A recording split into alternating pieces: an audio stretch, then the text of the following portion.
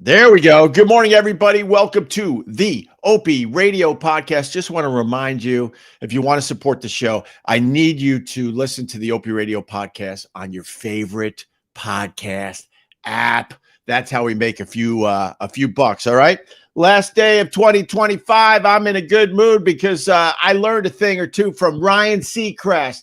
We live in Ryan Seacrest's world. This is not my world. It's not your world. It's Ryan Seacrest's world. And we're lucky to be on this planet at the same time that he is alive, bitches. He was on the TV. My God. In 2025, I learned that it's very, very hard to build a new audience. Very hard. A lot of competition out there. So I'm like, who are the big players in this industry? And one of them is Ryan Seacrest. So I've been studying Ryan with the New Year's celebration right around the corner. You know, he throws the biggest party of the year. It's unbelievable.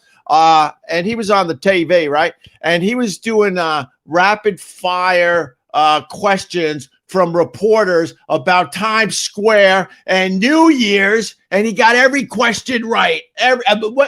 When was the first ball drop in Times Square?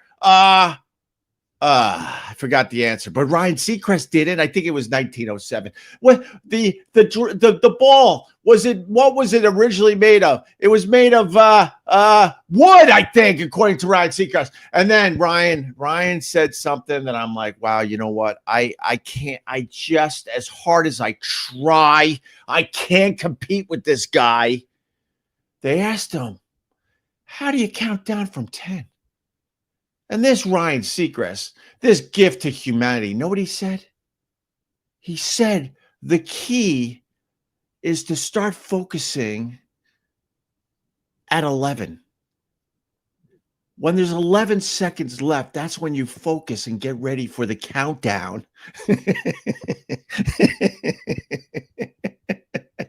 Oh, my God. Hi, Ron. So then Ryan, without a hint of like sarcasm or anything, he answered the question. And everyone just sat there like, oh, yeah, I guess that would be a great way to count down from 10 is to start focusing at 11. So you're in sync with the clock. Jesus. Oh, my. Hi, Ron. How are you, brother? I like your hair today. What's going on with you?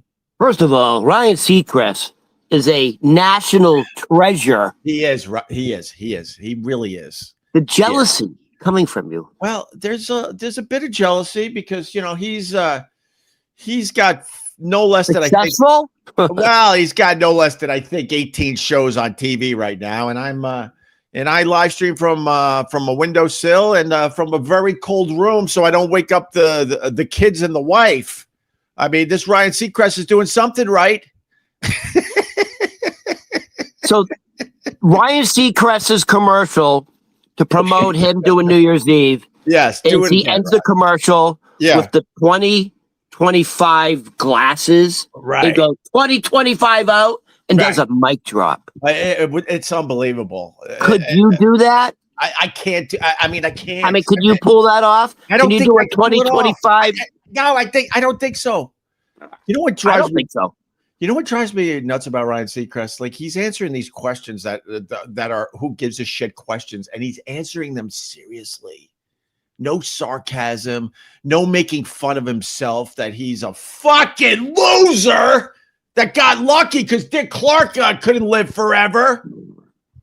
So you're saying Ryan Seacrest takes things very seriously and doesn't fuck around and self-sabotage. Yeah. So let me see what this guy does now. He has a morning radio show. Probably gets paid very handsomely. Yeah, probably. Yeah. He's probably having an affair with Vanna White because he does the Wheel of Fortune. I doubt that. You know, he's giving her some vowels. I doubt that. Why is she still on this show? Oh my God. She doesn't even do anything. So get a piece of ass to stand there all pretty. You think she would have retired when what the hell was his name? Chuck Woolery? What the fuck was his name? Chuck Woolery. That's from like the early 80s, I think. Oh. What the fuck was his name? Pat Sajak. Oh, Pat Sajak. Pat Sajak retired, and Vanna White should have went with him, right? Yeah. But this Ryan Seacrest, I mean, we'll all be watching because, there's nothing else to watch on the TV. This guy knows how to throw a party. I'll be all about the Ryan Seacrest. No, I won't. I go with Anderson Cooper and the it girl at Sirius XM, Andy Cohen. Just out of curiosity, everyone listening today, do people watch either Anderson Cooper or do they watch Ryan Seacrest? Is that still a thing? And Sure. if they do, who are you choosing? You going with Ryan Seacrest, Opie's arch nemesis? No, everybody watches Ryan Seacrest, which proves that Americans are stupid, except for the ones that watch us every morning, Ron, because he's a bore. When it comes down to entertainment value, I think you get a little more from Anderson Cooper. Anderson Cooper. See, Ryan Seacrest doesn't mess up his words, and Ryan Seacrest will comb his hair in the fucking morning. Maybe I should at least do those two things. But you get a little more entertainment from Anderson Cooper and the it girl at Sirius XM, Andy Cohen. What? I was going to say Andy Dick. By the way, Andy Dick's in big trouble. But Andy Cohen, I could give or take. I'm going to tell you why Anderson Cooper is appealing. Okay. He's authentic. He's a genuine guy. And I've said it before. Yeah. Authenticity is contagious. It's infectious. Yeah. Anderson Cooper has an 8 p.m. show on CNN called Anderson 360. I actually will watch that if I can. Okay. I like it. And his mother, the history with his mother. Right. Well, can I tell you something to watch for tonight? Andy Cohen just wants to drink tequila and have a good time. It's New Year's. He's like, let's just do shots and talk shit about people and let's just have fun. And somewhere during the night, Anderson Cooper will really bring the whole mood down and start bumming everybody out about all the people that are lonely on New Year's.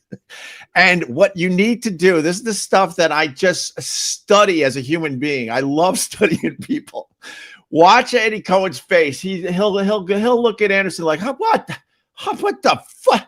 Yeah, and then he begrudgingly, he's like, yeah, for all the people that are sad this New Year's. And he's looking at Anderson like, will you knock it off? Should be fun. Give us more tequila. Let's keep the mood happy and fun.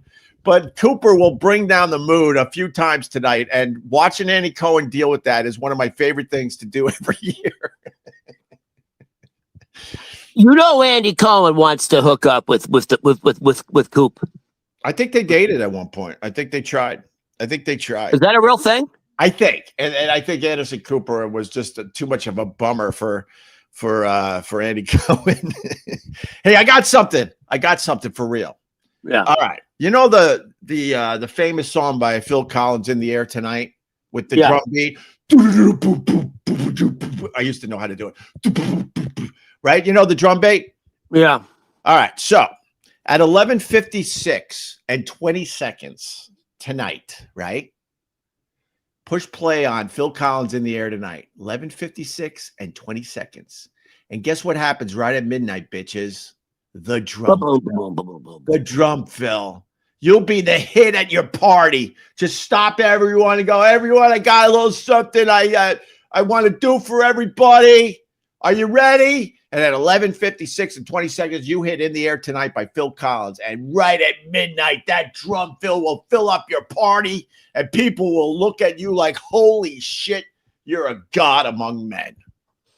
You can take that and use that tonight. Thank you. It's 11. What's the time? 11 what? I only said it 3 times, Ron. 11 o'clock, 56 minutes.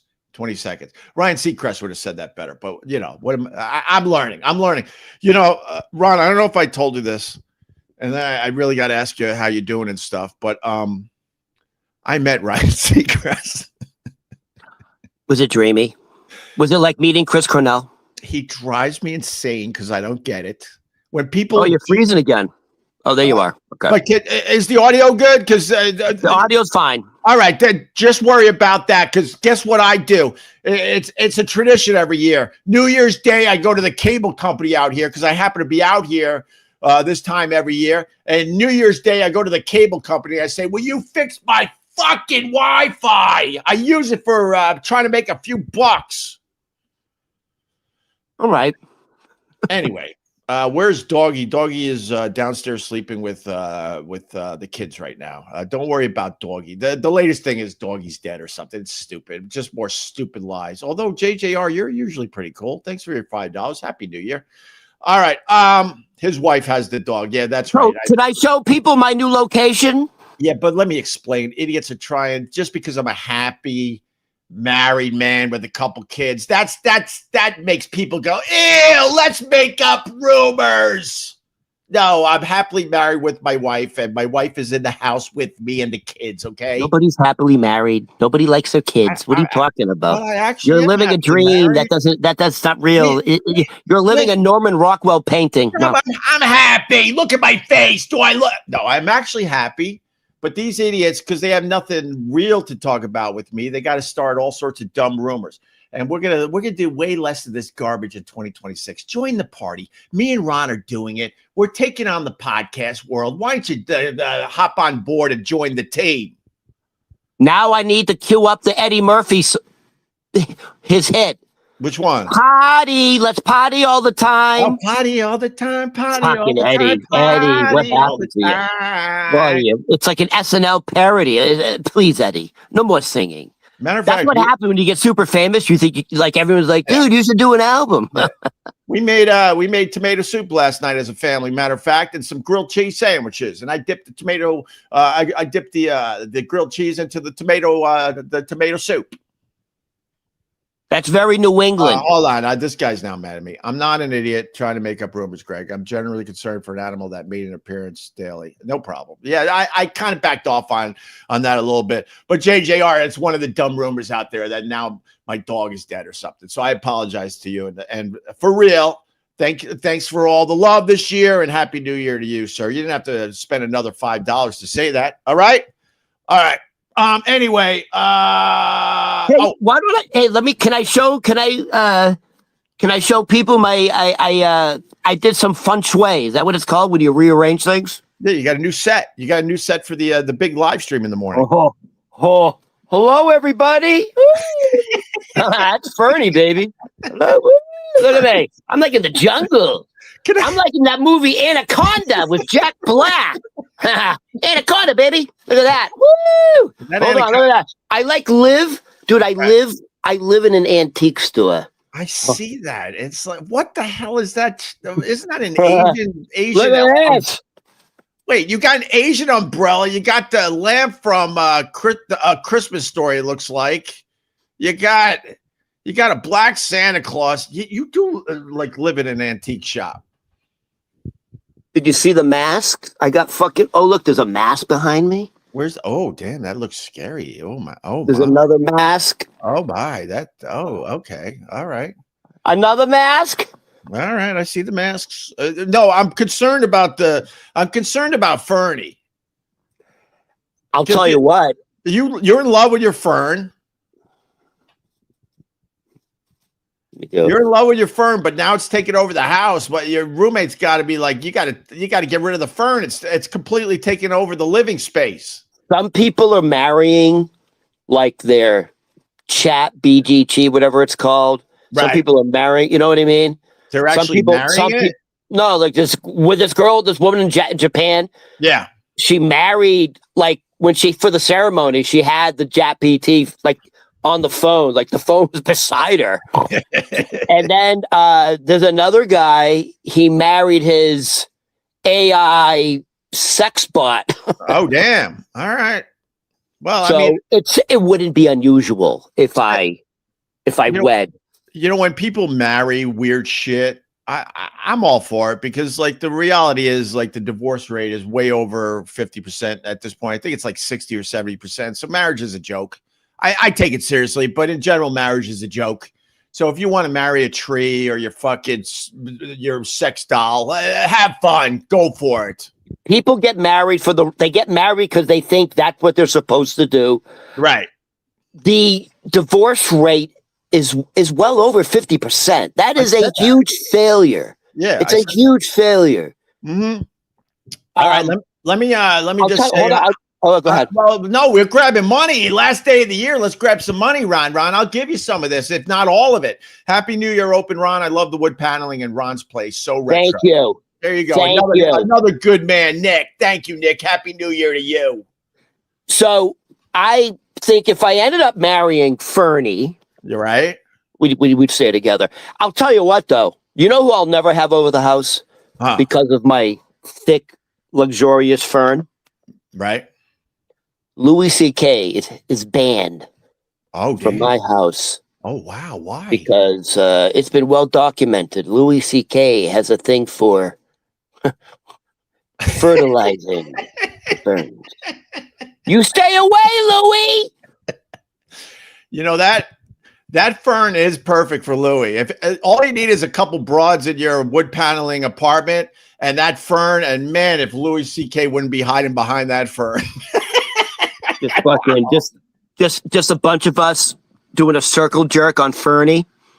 Louis C.K., it has to be said, brilliant comic. I think he's on the list as one of the greatest comics of I don't know, the 21st century or whatever. But he is a fucking creep, and he continues to be a creep. God. He's on stage duties. Like he really is brilliant. Louis C.K.'s, I think he's the comic who said you should always start off your set with 90 seconds of winging it. Right.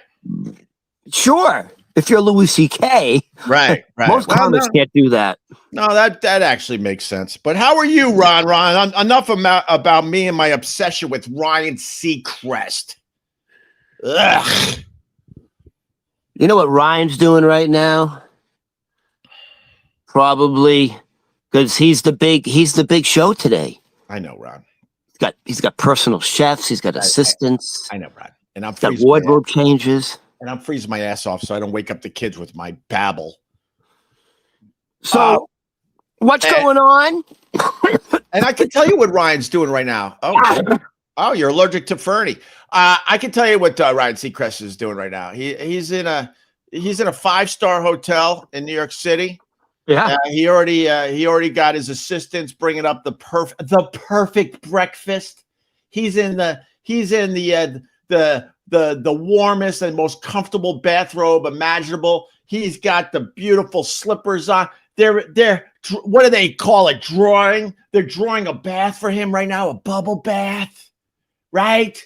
And he's in a penthouse. And he's walking from one side of the giant 5-star fucking hotel room. You know, one of the ones that take over the top floor of the hotel. Yeah. He's going back and forth as they prepare his breakfast, and he's going 10, 9. He's warming up. 7, and by the way, it's so practicing his countdown. He's walking around in one of those like 30,000 Egyptian thread bathrobes. How do you know that feels like heaven when you're wearing it? He's by the way, he's hosting New Year's Eve in Times Square, New York City. For sure, he's at a luxury penthouse hotel in Times Square. He probably got the whole half of the floor. For him to go to the bathroom, he probably has to go through 3 separate rooms. This is my favorite part of the live stream with you, where I say something and then you repeat the exact same thing in your way. No, you don't say it better. And then he's got just a big fucking bowl of like hand-picked fruit. He's got croissants. He's got fresh jams and jellies. He's got a fucking frothy cappuccino. Right. He's probably sitting there on the chair with his legs crossed, taking the New York Times and going like this. Right. Reading the paper. Right. You know what I mean? Probably his assistant's cutting off the tip of the fucking cigar, lighting it for him. Right. And he takes a big puff and goes, "This is something Greg Hughes will never taste." You where do you live? Where do you live? Where do you live? I'm coming to get you, Ryan. The basement. Well, let me tell you what's. Can I just add to this really fast? You think like when he's alone for maybe 15 seconds, he goes back to the porno that he rented on the TV? I want to ask you a serious question. You think he's getting a little peek at some porno, and then all of a sudden the assistants and everyone is back at his hotel and he's his room, and he's like, "Ah, fuck, I gotta turn this thing off." I like to think that. I like to think Ryan's doing that. And if he is, I think it's guy on guy, but whatever. Well, we don't know, Rod. He's very pretty. We don't know, though. I want to ask you a serious question. Because you're in the business. Sort of. What Ryan Seacrest is doing tonight, like he's hosting New Year's Eve on a major network in Times Square. Mm-hmm. What does that paycheck look like? Millions. He owns the show. Oh, he's getting this is millions to do this. Oh, really? Dude, he might be, maybe someone can look it up. He's probably walking away with at least $10 million tonight. To host New Year's Eve. I'm telling you. Really? Jesus. Yeah, because he sucked up to Dick Clark. Dick Clark aged out. And then somehow he wrestled the show. I think he owns the show. Well, I could genuinely say, or he talks about in reverence his love and admiration for Dick Clark. Like Dick Clark was his idol, so I get that. That's fine.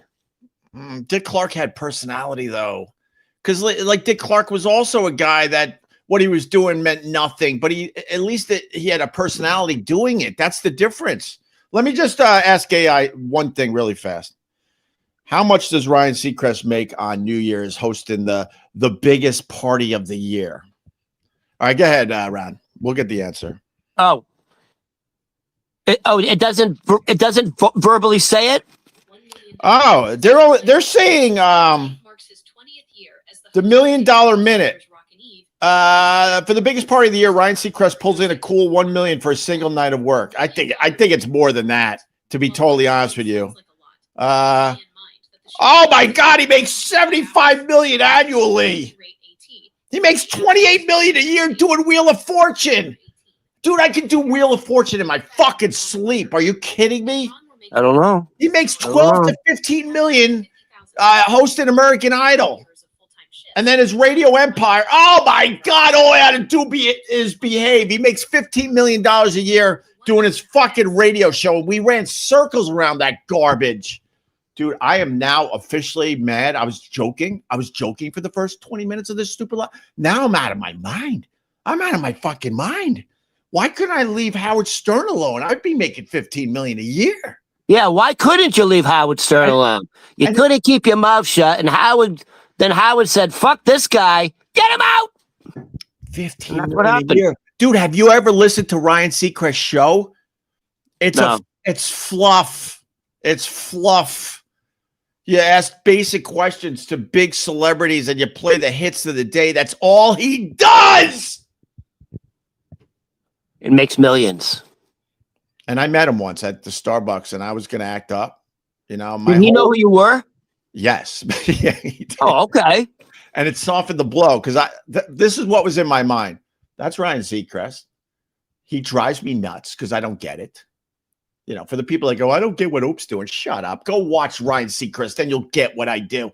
And then I'm at a Starbucks and it's social media time. I'm like, man, I've talked about this Ryan Seacrest many times on the Opie and Anthony show. He's right there. I go up to him, right? And I asked for a picture and he absolutely knew who I was very nice. Well, hold on. What do you mean you asked for a picture? I'll tell you exactly. I wanted to take a picture, but I was gonna take a picture. Oh, okay. No, but this is what I was going to do, but I tapped out because he was so nice. Instead of the picture though, it was gonna be a video, right? And then I was gonna act up and do something stupid, right? And then the fan base of Opie and Anthony would have ate it up. But as I was doing it, he was so incredibly nice and knew who I was that I was like, I can't do this. Soon as he knew who I was, because we're in the same business, radio. Of course, he knows who we are. That's not a surprise. Wait, hold on. So when you went up to him, he's like, "Hey, Opie," or he's like he knew you. He literally knew me by looks. Yes. Oh my God, you're like Trump. Yeah, but that was when we were pretty popular, and our faces were here and there. So he knew. You see, you were going to go after him, and he eased your ego, just like Trump. Yeah. He got to you. He got to you. You tried to attack him, and he used his charm and that silk. By the way, his voice You can't compete with his voice, Opie. I'm sorry. This is the stuff. You can't. His voice is golden. This is the reason people enjoy watching, because you admit this stuff where you get fucking smacked in the face. I got smacked in the face by Ryan Seacrest. Oh, I want to act up and get my video, but he was so nice and knew who I was. I was like, no, I can't do it now. Who admits that? That makes me look like a loser. So because you've been talking about Ryan Seacrest, I don't know, I don't believe in coincidences. So I'm flipping through the channel yesterday, and I guess it had to be 7:30 or past, because there's Ryan Seacrest doing Wheel of Fortune, and I just remember that I was going. I stopped it for a second, and I remember thinking, God, his voice. No, honestly, God, his voice. For real? He has his voice is sensational. Well, it really is. That's why I had to fucking be an idiot on the radio, because I never had the golden pipes, Ryan. Here's my other question about Ryan Seacrest, and I'm being serious. Yeah. Is it in the public? Is it in the public domain? Is he married? Does he have a girlfriend? Does he have children? Does he have a boyfriend? Oh, Ryan Seacrest doesn't have time for any of that, man. He's too busy. He makes 75 billion a year. For what? That's for what? Pat Sajak retired. You could have put any dummy in that hosting chair. You could have saved what does he make? I said it, 15 million a year for Wheel of Fortune. He makes 75 total. I think he makes 12 million a year or 23 million a year. Oh, whatever. All right, let's move on from Ryan Seacrest. It's gonna be hard because we live in his world, but so just quickly, is he into guys or girls? I mean, in my humble opinion, I think he, What's the word? What's the word on the street? In my humble opinion, I think he's into guys. I don't know. Oh, okay. But it's almost 2026. I understand. I'm just curious. I'm an actor. Actors are very curious. No, my point is,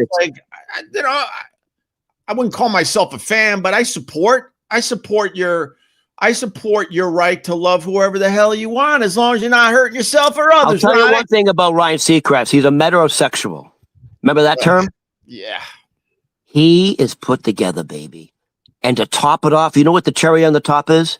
What? That voice. Oof. That voice. He's the whole package, Opie. From head to toe, he's like one of those Greek statues. Where do you live? With the arms. With the arms. Where do you live? All right, listen. Wait, now you got me going on something else. By the way, you know where I live. Everyone knows where I live. I live, and this is true. I know. I live directly across the house. Oh, wait, what? I live directly across the house from Seinfeld. All right, I'm coming. Just in case people don't know this, a guy from Boston ended up moving to Astoria, Queens, New York. Yep. I live on Ditmars and 37th Street. And on 37th Street in Ditmars, in the heart of Astoria, is the house from Seinfeld. Right. So when they would show the exterior of George Costanza's parents' house in Queens, that's where I live. I'm the house right across the street. All right. How about you don't give your exact location, you lunatic? All right. Wait, hold on. Wait. This is fucked up. So 37th Street is the Seinfeld house. Right. Go to 38th Street, like Ditmars and 38th. Yeah. You know what show also took place in Queens? I said it earlier. Archie Bunker. Archie Bunker, all the family. Archie Bunker. Oh, then now we tie it into Rob Reiner. Rob Reiner. I don't know if this is a thing, but they were saying, is it Nick Reiner who was the bad one? There's two sons. Nick, I think. Okay, Nick is the one who did it. Yeah. So they're saying if you look at Nick Reiner's eyes, there's like a Japanese term for it, where you see three, there's three white dots, but there's no white above the eye. Oh, damn. Does that make, you know what I'm trying to say? No, I don't, Ron. I don't. There's a condition where your pupils, and if you have the white, if you can see the white below your eyes and not above it, all right, that's a sign of mental illness or something, or severe drug addiction. But they said that was, if you look at them, that's a telltale sign. I don't know. I don't know. Look, I have that condition too. So do I, Ron. So do I. They're saying if you can't see the white above your eyes, you're crazy. I don't know. Oh my God. The Japanese, there's a condition. The Japanese know about it. Look, I got white above my eyes. I got to open my eyes a little bit, though. All right, listen. All right. Now you brought up something else. We're going to go long today because we haven't even started yet. And I want to remind the people, please support the show by listening to this garbage on a podcast app. That's where we make a few bucks. I can't count on you guys to super chat the shit out of us to pay our bills. I get it. But if you hit the like and you actually listen to these on a podcast app, we can make some money doing this. Some money. All right. You talked about Ryan Seacrest's voice. Now I go to Garth Hemp. So I did radio in Buffalo, and they brought in a hot shot from LA to do mornings in Buffalo when I was there. His name was Garth Hemp. He ended up going back to LA. He hated Buffalo, and I think he became a pretty famous weather guy out there in LA. But for a moment in time, he came to Buffalo to try to do morning radio. He had the killer pipes. He came up with the term that I use to this day called Buffalo Betties, because all the women in Buffalo, they were a little plump, and they all wore Buffalo Bills giant hoodies, and he nicknamed them Buffalo Betties, which I think is hilarious. But he had the golden pipes, Ron. This is why I'm bringing it up. And I was just a kid. I'm like, Garth, how do you get a voice like that? And he's like, kid, you got to smoke. What did he say? You got to smoke Marlboros without the filters, or it was Camels without the filters, and you got to drink a lot of bourbon, kid. And that's what gave him this insane voice that people loved. But I wasn't willing to start a smoking habit and a drinking habit. So instead, I decided to be an asshole on the radio. And then at 47, he passed away. Yeah, bro. No, I actually heard from him about a year or so ago. About a year or so ago, I still heard from him. I think he's still doing it in LA. I don't know. All right, Rod, sorry. So how are you, brother? We can all relate to it. We all have family trauma. Trauma. Family trauma. Trauma. Dude, it's been a month since Thanksgiving. I went up for Thanksgiving a month ago. Right? All right, I'll set it up. So Ron decided to see his cousin who you haven't seen in many years. 3 years. How many? I took a 3-year hiatus. All right, 3-year hiatus, and you decided for Thanksgiving, you know what? I'm going to do something special. I'm going to get on a bus, and I'm going to see my cousin. And we were all very, very happy for you. But and you guys were dumping the ashes of your aunt, her mother, the narcissist. Yeah, and you dumped her ashes in the mud. I remember that much. We dumped her ashes in a public park in Brockton, Massachusetts. Illegal. It turns out you're not supposed to dump dead ash from humans into the lake. Well, you didn't know. You didn't know, Ryan. You didn't know. Listen, this is a park where it's very common that you take the family and you bring the fucking basket. You bring the basket of moldy bread. And you feed it's filled with like geese and ducks. Yeah. When we started pouring the ash in the lake, they all started flocking over. You know when you start throwing bread, all the birds they all start fucking flying like at the beach. I mean, like the seagulls, they go nuts. Sure. We start dumping the ash. They think it's bread. They all start fucking swarming. Oh my God, really? Initially, once they realize it wasn't bread, but that's what they do. They see humans going like this, throwing the fucking bread into the water, and then they take pictures of it. Yeah. So they initially were going to eat the ash. Right. Oh my God. Can you imagine if they ate the ash? These crazy narcissistic fucking geese. They go crazy. It's like a Stephen King novel. So they eat my aunt's ash and then fucking start just wiping people out.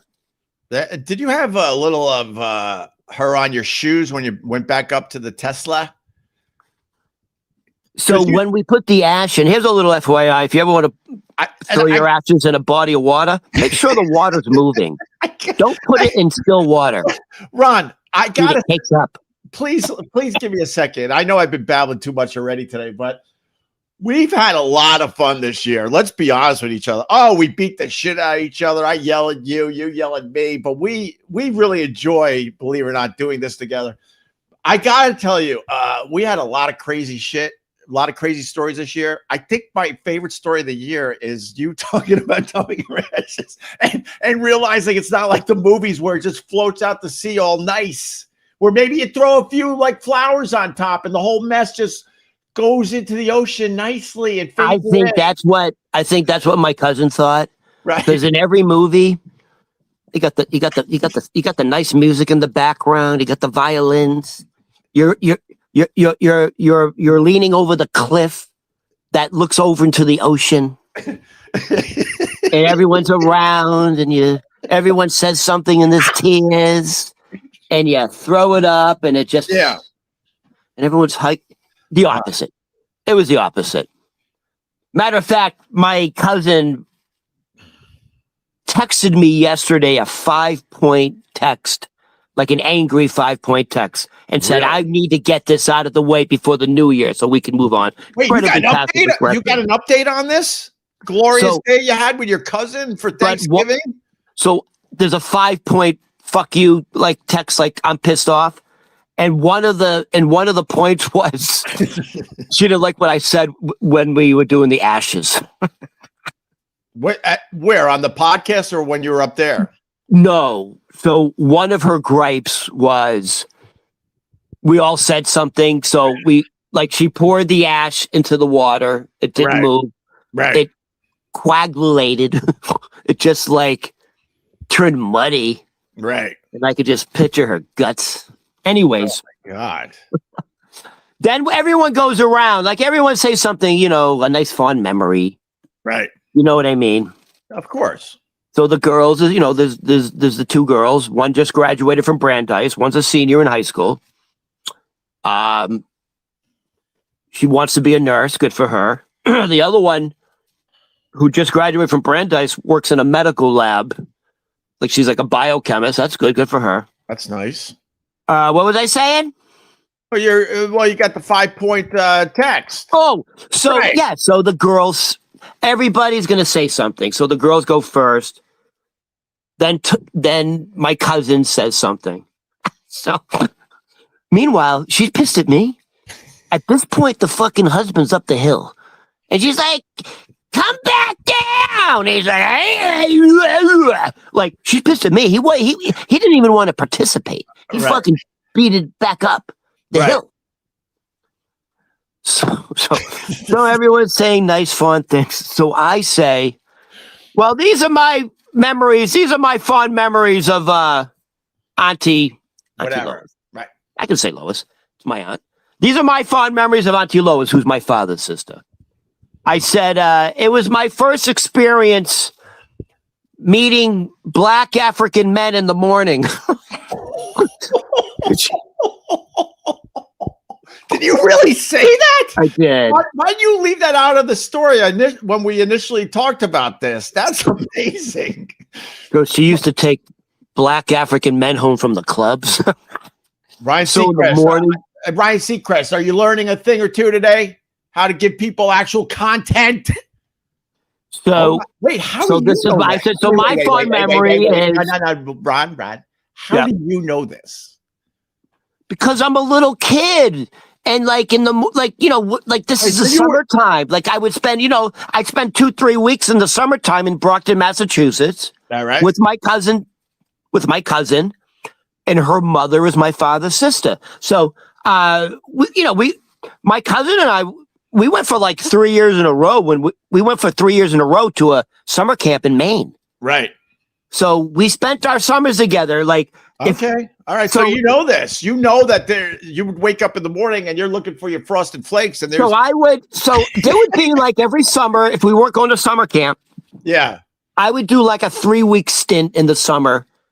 And I stay with my part-time with my grandparents and part-time with my aunt, my father's sister. And so there would be, we're little kids, 6-7 years old. I don't know. You know what I mean? 6-7 years old. And then, we'd be up early in the morning watching our cartoons. And then there'd be this like Kunta Kinte looking fucking like Nigerian general coming out of my aunt's bedroom. Oh my God. This is your Going memory. to take a piss, and then this is a clear memory. She was saying to the guy, this is God's honest truth. He gets up, goes to the bathroom, gets dressed, and he's not hanging out. Right. He's not hanging out at all. He's not having breakfast with you guys. No, he's not having breakfast. He's not going to throw the ball around with young Ronnie. He banged my father's sister. Okay, Jesus, we don't know. She's like 4 feet. Right. She's like 4 feet tall. She looks like the psychic from Poltergeist. God is my witness. Really? And she is a psychic. Short, fat, round, banging black Africans. So we get up. This African is clean. So God is my witness. Right. One of my memories is this guy. We're already up watching it. We see him come out of the bedroom, go to the bathroom, go back into the bedroom. Then they both come out. He's fully dressed. She's in her bathrobe. Yeah. And he's about to leave. And he goes, whatever his name is, Kunta Kinte. He's like, what? Yeah. And he's like, hey, this is my daughter and my nephew, whatever. And he literally goes, I don't give a shit. She's like, hey, this is my daughter and his nephew, so-and-so. He's here on vacation, blah, blah, blah, blah. And, right. I think we're going to go to, and he literally goes, I really don't give a shit. And just left. So, and then my cousin goes, no, Ron, be serious. Right. And then she goes, tell the story. And then she goes, be serious. She goes, well, tell the story then when my mother beat you. Wow. So this is also, 6, 7 years old, summertime. Right. And the mother, my father's sister, prepared a toasted bagel with cream cheese. Yeah. Red onion, tomato, and then lox, smoked salmon, like a real Jewish thing. Oh, yeah, nice. She prepared it. Salmon on both halves. Nice. Tomato and onion on both halves. I get it. Like the little capers, red onion. You got no capers, but we got the black pepper kernels. Oh no! You ruined your bagel with that. No. So and you're the Jewish guy. You and by the way, we didn't have them. I don't know. So this is what I do. Red onion at least? Did you have the red onion? Well, you're not listening. I said red onion, tomato. Oh, for once, I'm not listening. Scallion cream cheese. No scallion. Toasted. No, but it's the whipped Philadelphia scallion. Please, don't. I'm Jewish. I know what I'm talking about. It's the whipped Philadelphia scallion. It's the only time Boston's love Philadelphia because Philadelphia fans are fucking animals. You need Philadelphia. You need their cream cheese. So, and it's on a sesame seed bagel, which sesame seeds is perfect for that whole combination. Well, what did little Ronnie do? What did little 6-year-old Ronnie do? I ate the whole fucking thing. She like wasn't in the kitchen, but it was on the kitchen table. Right. Like she made it and then was doing something else. Right. And was going to come back to the kitchen with her coffee and eat it. Oh, so she made that for her. She didn't make you one. No, that wasn't for me. Oh. See, that was her breakfast. I got you. And it was all prepared. It was on the kitchen table. Yeah. And she wasn't in the kitchen. Yeah. I ate it. Good for you. You're hungry. You're a kid. And I left just like the edge. I left one little edge for her. And then I decided to take a shower. Yep. Start my day after having a nice breakfast. Yep. I'm about 5 minutes into my shower, maybe. I got fucking soap in my hair. I'm all sewed up. And then all of a sudden, the bathroom door. She kicks in the bathroom door like she's fucking the Terminator. Bam! She kicks it open. Right. And she rips the shower curtain open. Like the plastic shower curtain with the rings? Yeah, like from Psycho. Ripped it open so violently, the first 3 rings rip off. No way. You motherfucker! You ate my bagel and shit! And she has like a giant 3-foot wooden spoon and starts beating me. I'm naked in the shower. And how old are you? Covered. Are you I'm 6? like 6 years old. And she's beating, and the pure rage in her eyes. You motherfucker! You left me this little piece! And she has the little piece in her hand, and she's beating me as hard as she can with this 3-foot wooden spoon, and I'm naked, and I'm doing this. I got one hand on my schmeckle. I got one hand on my Hebrew hammer. 6 years old, ain't that big. And then I got the other hand, blocking the wooden spoon. Dude, she's only like 4 feet. I mean, it hurt a little bit. It didn't do any damage. But, you motherfucker! Just like foaming. Right. Foaming. This And ain't, so this ain't that fun was the anymore. story. This ain't fun anymore. This ain't fun. This is not fun. Happy New Year, everybody. Happy New Year. Jesus, right. Go ahead, continue. Sorry. But this ain't fun anymore. I was having So fun. that's the story. Those are the 2 stories I told. Well, no, your cousin forced you to tell the bad one. Didn't you say? Well, that's the story. By the way, the beating with the wooden spoon is okay because we all laugh about it. Okay, we always good. laugh about it. But I say good at that. I do want to jump in because people that are brought up in toxic environments and stuff, I and my brothers and sisters, we find the humor in a lot of this stuff. You got to try to find the humor in this stuff, right? To cope, I think. Yeah. I mean, you can't go back in time and make it better, so you try to make light of it in a weird way. Me being beaten. And a lot of therapy, by the way. I've never been to therapy. Obviously, Ron. Obviously, it's so obvious. That's why me being beaten naked as a 6-year-old boy. Yeah. In the shower with a wooden spoon. Yeah.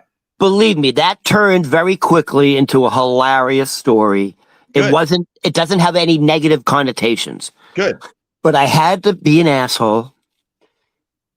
It's, I guess, being passive. Hey, listen, when my father died,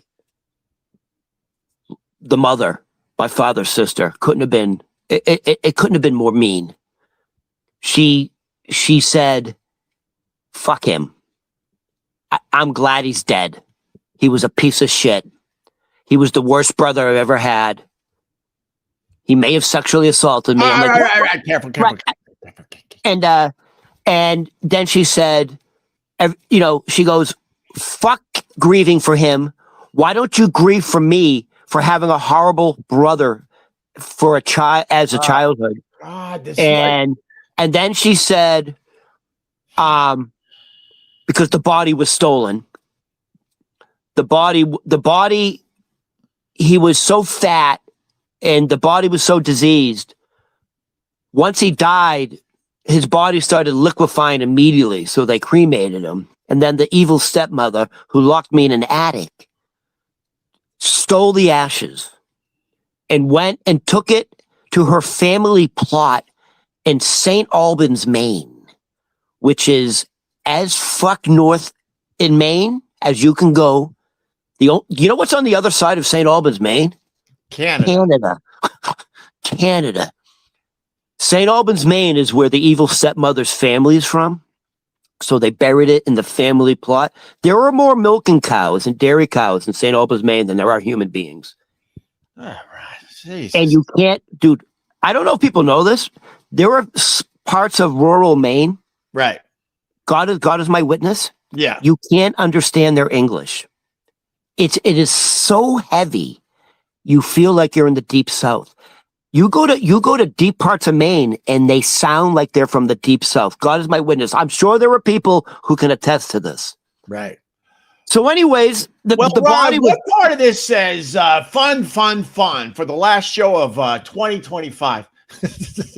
This is my family. This is honestly, so many people can relate. It enrages me because a lot of us have or had people in our lives that just completely take over everything and make it about them. And this is what drives me nuts hearing stories like this. Yeah, and this is what I mean by generational family trauma. Right. This little dude, but a month later, right, I get a 5-point bulletin. Like, fuck you. Fuck you. I'm pissed off. Letter. Right. A month later. Nick is saying, I need a Ron Berman biography. Opie, you have to have connections. I'll even help ghostwrite. This needs to happen. Yeah, man, we should write your life story. You got stories for days. You know what one chapter would be called? What? My time with Karen Carpenter. We don't believe that one. Because someone said earlier, there's no way this story is true. I believe most of Ron's stories are true. I'll say most, but there's some that are very. The reason I say that is because my father talked about it a lot. He used to say they were our next door neighbors. So I believed him. But Littlefoot did the math and said it's not possible. Yeah, but maybe I got the details wrong, but my father was adamant. He really was. All right, so what are we moving on to? The text you just got about the whole... So this is what everyone can relate to. Yeah. Generational trauma. Yeah. So a month later, I get a 5-point, like literally, number 1, you weren't there for me for this. Number 2, you weren't there for me for that. Number 3, you weren't there for this. Number 4, I'm very upset with your eulogy at my mother's ashes. Number 5. Let's call it her mother's mud bath. Jesus. Mud honey, mud vein. You can't leave a relative's mud on the side of a bag. Dude, Puddle of Mud. I love that band. I love Puddle of Mud too. Really? Dude, that guy. Okay, I have a story about Puddle of Mud. So really? I have a friend. She is. What do you say when you she's in the Navy, but she's a lifer? I don't know if that's the official term. I forget. She's in the Navy. A life term. She's in the Navy. That's her career. She's gonna put into her 20 years. She's a good friend of mine. She loves giving pickle tickles. She's just it's her thing. It's her thing, Ron. It's her thing. She loves giving guys. All right, it's her thing. You understand? Yeah, everyone understands. Right? Guess who she gave a pickle tickle to? To 2 people. Allegedly. Well, she told me, but yes. So one of the guys she gave a pickle. Yeah. So and by the way, wait, this is your story. This is so. One of my stories, and about Puddle of Mud, and she had, when you're in the military, you have money because you're not spending it, and she was like an officer. She was an officer in the Navy. Right. So anyways, but she loved rock and roll. She was like a rock girl, dude.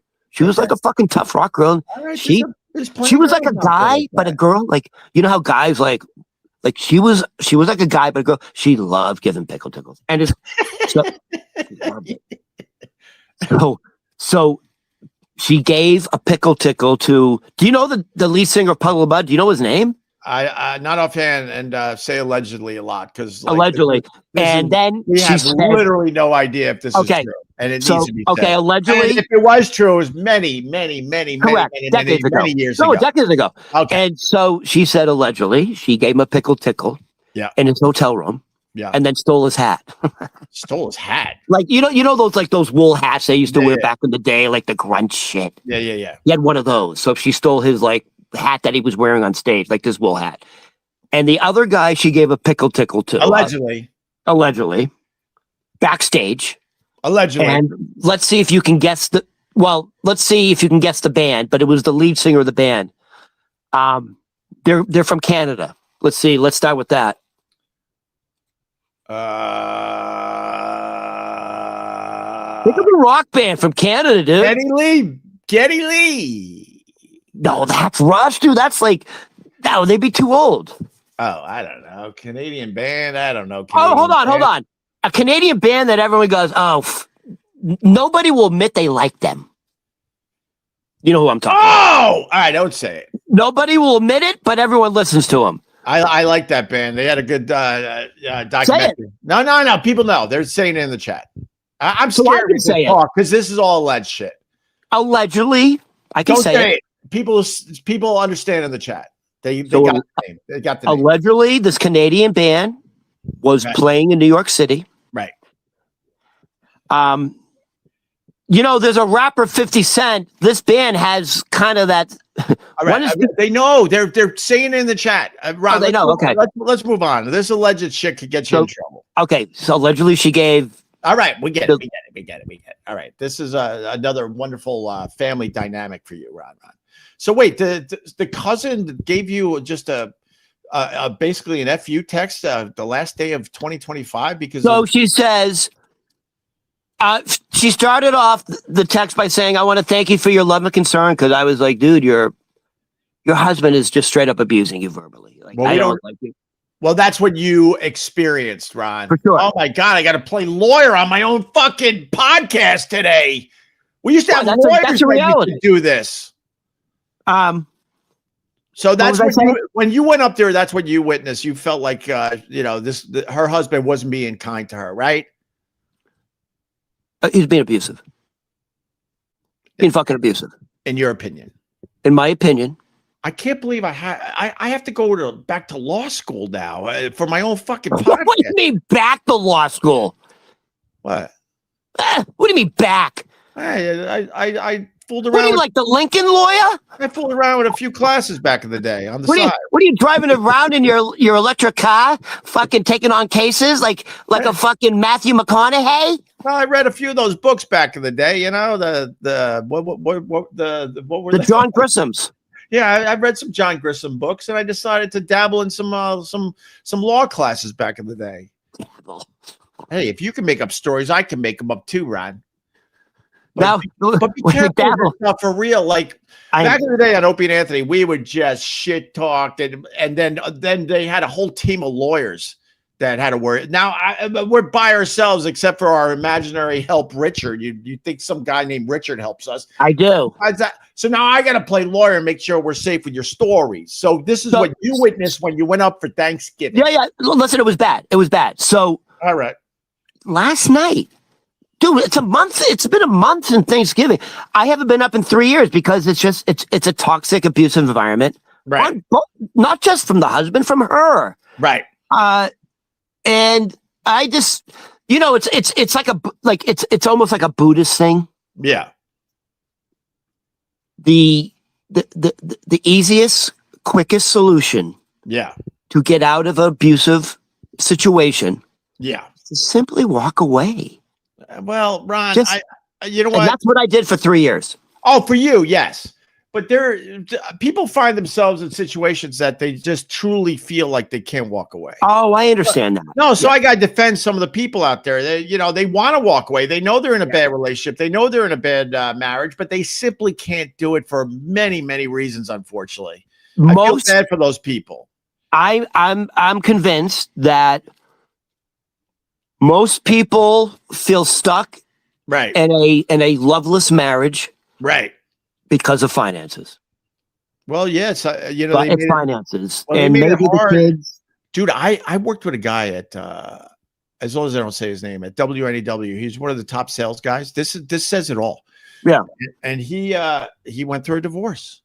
He ended up in a shitty 1-bedroom apartment in New York. That was the only thing he could afford after the divorce. Right. And the women, the courts kind of like lean toward the women in these divorce cases. He was screwed because he was in an unhappy marriage. Now, I don't know what happened in the marriage, to be fair. She might have had good reasons, whatever. But in the end, the marriage didn't work. And especially in New York State, he got crushed. And I remember he would come in. He was still a top sales guy at NAW, and he would fucking complain to me and Anthony about how bad his life is now in this shitty 1-bedroom apartment, trying to rebuild his wealth because he got crushed in the divorce proceedings. So that's another reason why people get stuck in this shit. But go ahead, Ron. Sorry. Well, what happens is I think a lot of it is finances, and then they think you're never stuck. That's the thing. Huh? It will work out. You're never stuck. It will work out. The money will be there. Right. People, you just got to take that first step, and it will work out. I know it's scary. Right. Anyway, she has talked about over the years. She's brought it up actually 2 or 3 times with me. Like, if I ever divorce him, she said it like that. So I know there's definitely issues. They've been to marriage counseling. Right. Anyways, last night, just like her mother, very passive aggressive. This is talk when I talk about generational trauma. This is something to a T the narcissist's mother would do. A month later, Right. I get this 5-point letter. I'm very unhappy about this, and this, and I needed to get it out of the way before 2025 ends. Let's move forward. You know what, Ron? I'm going to defend her a little bit. Not a bad way to look at things. Whether she's right or wrong with her grievances towards you, she's thinking, let's leave this in 2025. Let's leave this in 2025, and we'll look at a new beginning for 2026. Hey, Opie. Yes. I took it upon myself in the summer to reach out to her.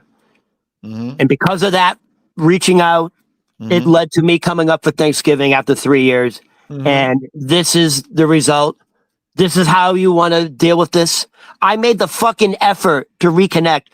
By the way, 10 fucking hours just to get up there on Thanksgiving. Because guess what? Greyhound doesn't have any more fucking express buses. There's no more express service because what are all these companies doing? They're trying to save money because of the tariffs. So now, wait a minute. They did some AI algorithm. There's no more express buses, Greyhound from New York to Boston. 7 fucking stops. Hey, Rhode Island, Connecticut. I could ask how many stops? We're going to towns of Connecticut I didn't even know existed. What the fuck? Oh my God! No, you're bringing back another memory. You're bringing back another memory when I would have to jump on Greyhounds from time to time, and you know your destination is like it's an hour down this high. We're an hour away. And then they get off an exit and they go like 20 miles down at some fucking country road. You're like, but my destination, it's so close. And they stop another 5 times. I remember those days like they were yesterday, bitch. Oh my God. 3 years ago, the last time went up. Yeah. Most of the Greyhound routes from New York Penn Station. Yeah. Or the Port Authority to South Station, Boston, were direct. And these are under 4 hours. These are like 3:45. Rock. 4 hours. Dude, I'm telling you, like they're doing it under 4. Why didn't you do the Chinatown to Chinatown bus? That was a legendary thing from New York to Boston. The feng shui, I don't know what it was called, but it was advertised Chinatown to Chinatown, something like that, and it was cheap. And you had to go down to Chinatown. You got on a bus, and they dropped you off. It was like $10 or something. Yeah, man. Okay, but it was nonstop. I took it once. Yeah. From Boston South Station. Yeah. Back to New York because the Greyhound was like I couldn't get back on Greyhound. I don't know they were back. Right. God's my witness. I get on it's feng shui or something.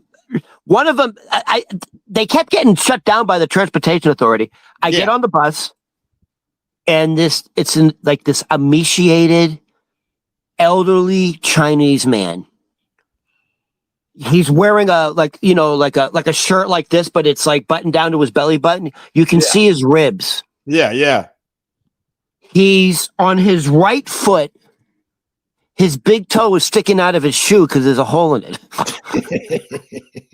And he's I swear to God, he's chain smoking with a cigarette hanging out the left side of his mouth. Yeah. Without ever touching the cigarette. And he's got a pile of ash on his left shoulder. I'll never forget it. And I'm like, I said, I don't think we're going to make it. I'm like, I don't think we're going to make it. Right. Are you kidding me? This guy looked like a skeleton. His toe was sticking out of his shoe. Oh, I was like, this guy's been driving a lot. Dude, anyways, yeah, that's why. All right. So anyways, now with, everyone's consolidating to save money.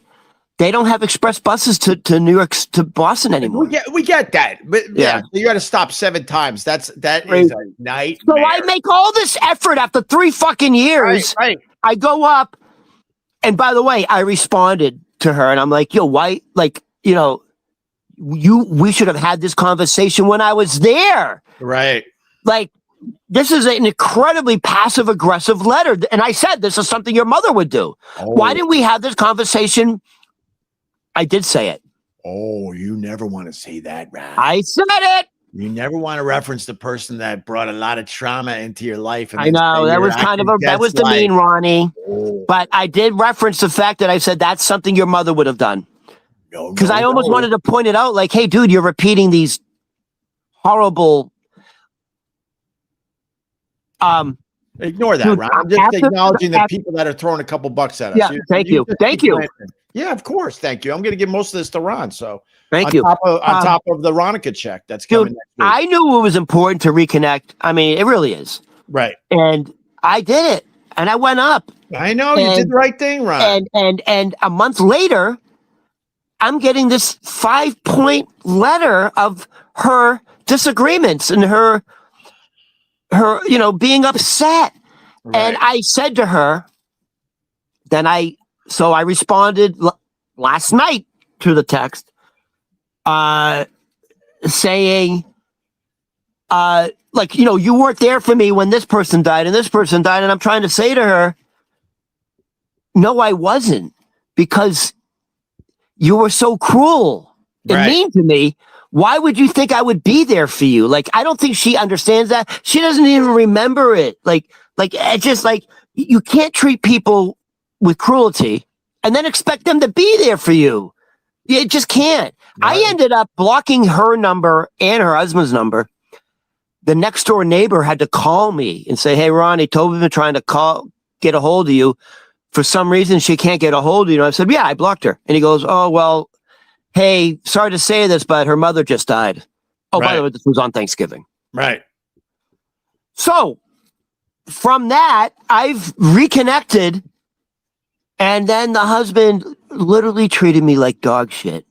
Well, and I got a lot to and say. now I get this 5-point letter, and I responded by saying, straight up, either we move forward. This is what I said just this morning. Yeah. This morning is where I said, we should have had this conversation in person a month ago when I was at the house for Thanksgiving.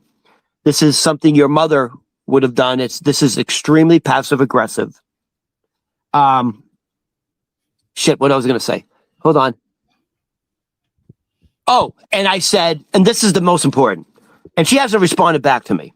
And I'm being very serious. I said, either we move forward. Yeah. Or you can stay stuck in the past and let it slowly eat you away. Okay. That's what I said. All right. I'm your therapist today. First of all, this is insanely interesting. A lot of people could relate. Ron, you guys have been through a lot of trauma. What I know. Can I say one thing about she's been through a tremendous amount of trauma? Yeah. Her father was. Be careful, Ron. No, her father was the Jewish mafia hitman who was in and out of Walpole State Prison for 17 years. Oh, so that's her father. So she's. Oh, I didn't know that part. Oh my God! You remember I talk about together. If you've been listening to this podcast all year, everything is coming together. I did not know that about. Okay. So you know how I talk about Macy Sapojnik?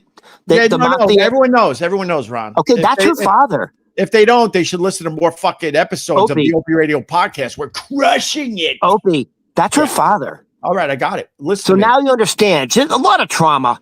The whole fucking family. Ron, give me a minute, because there's a lot there.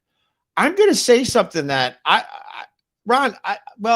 almost said I love you. I don't know if I love you. I like you. I like you a lot, though. Buy me a drink first.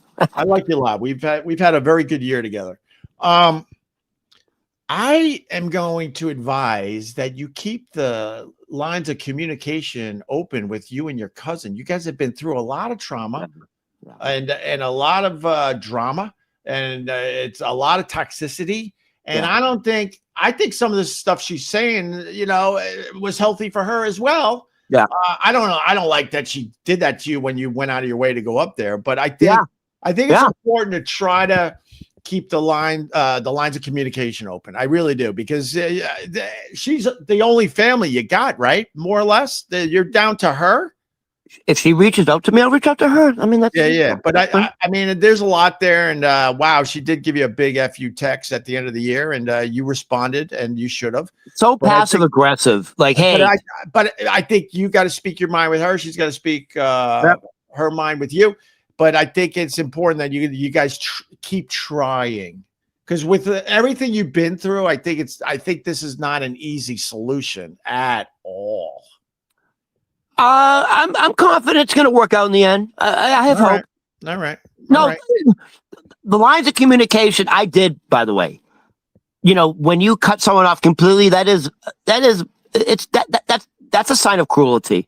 Right. And I did literally block them. Right. Phone number. Right. Facebook, everything. Like they couldn't even get a hold of me. Right. That's how upset I was. Yeah. Like if you want to treat me like that, then you don't deserve me. Right. Bye. I get all right. Game Fool Online, one of ours. He's a huge supporter, and I appreciate him. Opie, your camera keeps freezing up. Yeah, out here the cable stinks. I go back and forth to the cable company on a regular basis. They make me upgrade this and that, and now you're all set, and it's still the same horseshit. But the audio at least is hanging in there. So at the very least, listen to this on a podcast app. Subscribe to Opie Radio. Well, Ron, that's a hell of a end of the year fucking story right there. Yeah, Opie, I did not have that on my bingo card. I did not see that coming. Like, she had to fucking do it. She had to fucking, like, dude, have this conversation. By the way, you had that conversation in person. We work it out. We hug, we cry, and we move forward. Well, like a month later to throw this on me. But you don't know what she's going through up there. She might have been getting a whole fucking tsunami of shit from her husband, and then she is. Right? Who knows? Sadly, look, I'm Team Ron, trust me, but she probably has her own reasons for what she did, and she's got to work through a lot of that. When I say either we move forward, or the past is going to slowly eat you alive. Yeah. One of the bulletin points, one of her 5 points, was something that happened over 30 years ago. Right. I'm like, Jesus Christ! Well, like literally, you're bringing that up. We've discussed it. Like she's bringing up something 35 years ago. Well, some people can't let it go. And also, she, to this day, every time I go up there, she will bring up at some point, how she was absolutely traumatized that she was forced to go to summer camp one summer when she didn't want to go, and her mother made her. And she still talks about it. And I'm like, Tova, really? You're a little girl. And she talks about it was one summer, she was a little girl, and the mother wanted her summer to herself. Right. And she didn't want to deal with her daughter. Right. And the daughter said, I don't want to go. And she goes, you're fucking going, and that's it. And she still talks about that to this day. I'm trying, I'm back in therapy because of, I'm having a very tough time with my mom's passing, to be honest with you, as much as I'm smiling and happy every morning.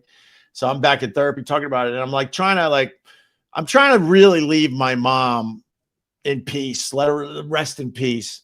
But I do have to say, like what you just said, I could totally relate to, because my mom, she would remind us on a regular basis how shitty her Christmases were year after year. And we would find her even though she did everything for our Christmas, like the house was filled with presents from the floor to the fucking ceiling. It was insane.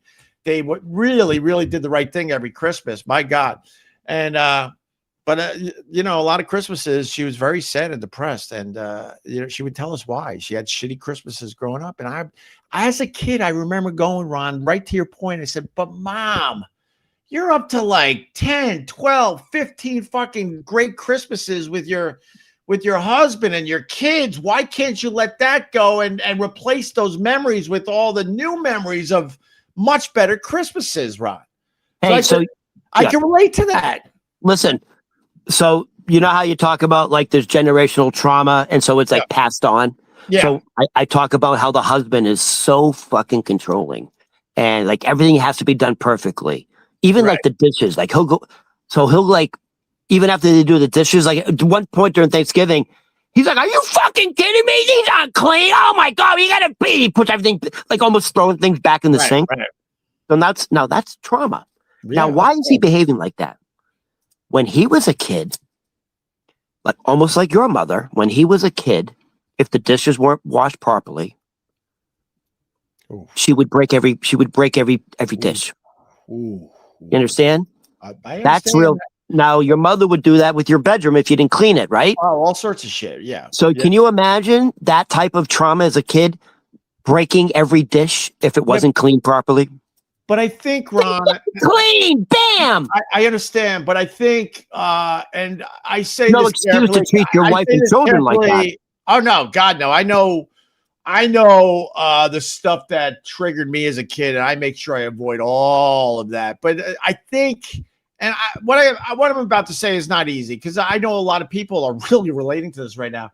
But there comes a time in your life that you have to take responsibility for the shit that happened, and you have to do something about that. Whether it's go to therapy, find spirituality, religion, you got to work on yourself. And you gotta work on the stuff that makes you act up like the example you provided here.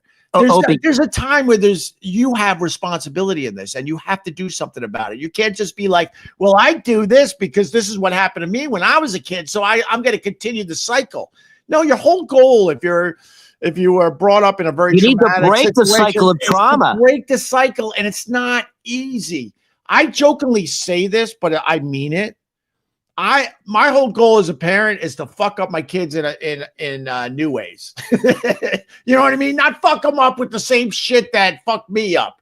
And that's more of a joke than not, so relax. But seriously, you got to be conscious of the stuff that was done to you growing up and make sure you don't do the same shit to your family. So this is how I look at it. You are the writer. You are the director. You are the cinematographer. Right. This is your reality, which means, and I truly believe this because this is the reality. I know this can be far out there, but you chose your parents. You chose these experiences. This is something that your soul, your higher soul, wants to go through, wants to experience. Right. Opie, I'm telling you right now, you chose your mother. You chose to go through this experience. Now listen to me. It means you're an extremely advanced soul. It means you're a highly advanced soul because you went through something very traumatic, and you're never your soul incarnation contract is never set up for failure. All right. In other words, you put yourself in these very difficult situations because you are an advanced soul. All right. I like this, Ron. Thank you. And you're strong enough to deal with it. And why did you want to go through it? Because these are who knows? It could be your clearing karma. It could be this is experience. This is something you want to experience so your soul can evolve. Nice. But if you look at it like, and I truly believe that, I absolutely picked my parents. I absolutely chose to be an only child. I actually chose to be submitted to severe isolation. It all happened.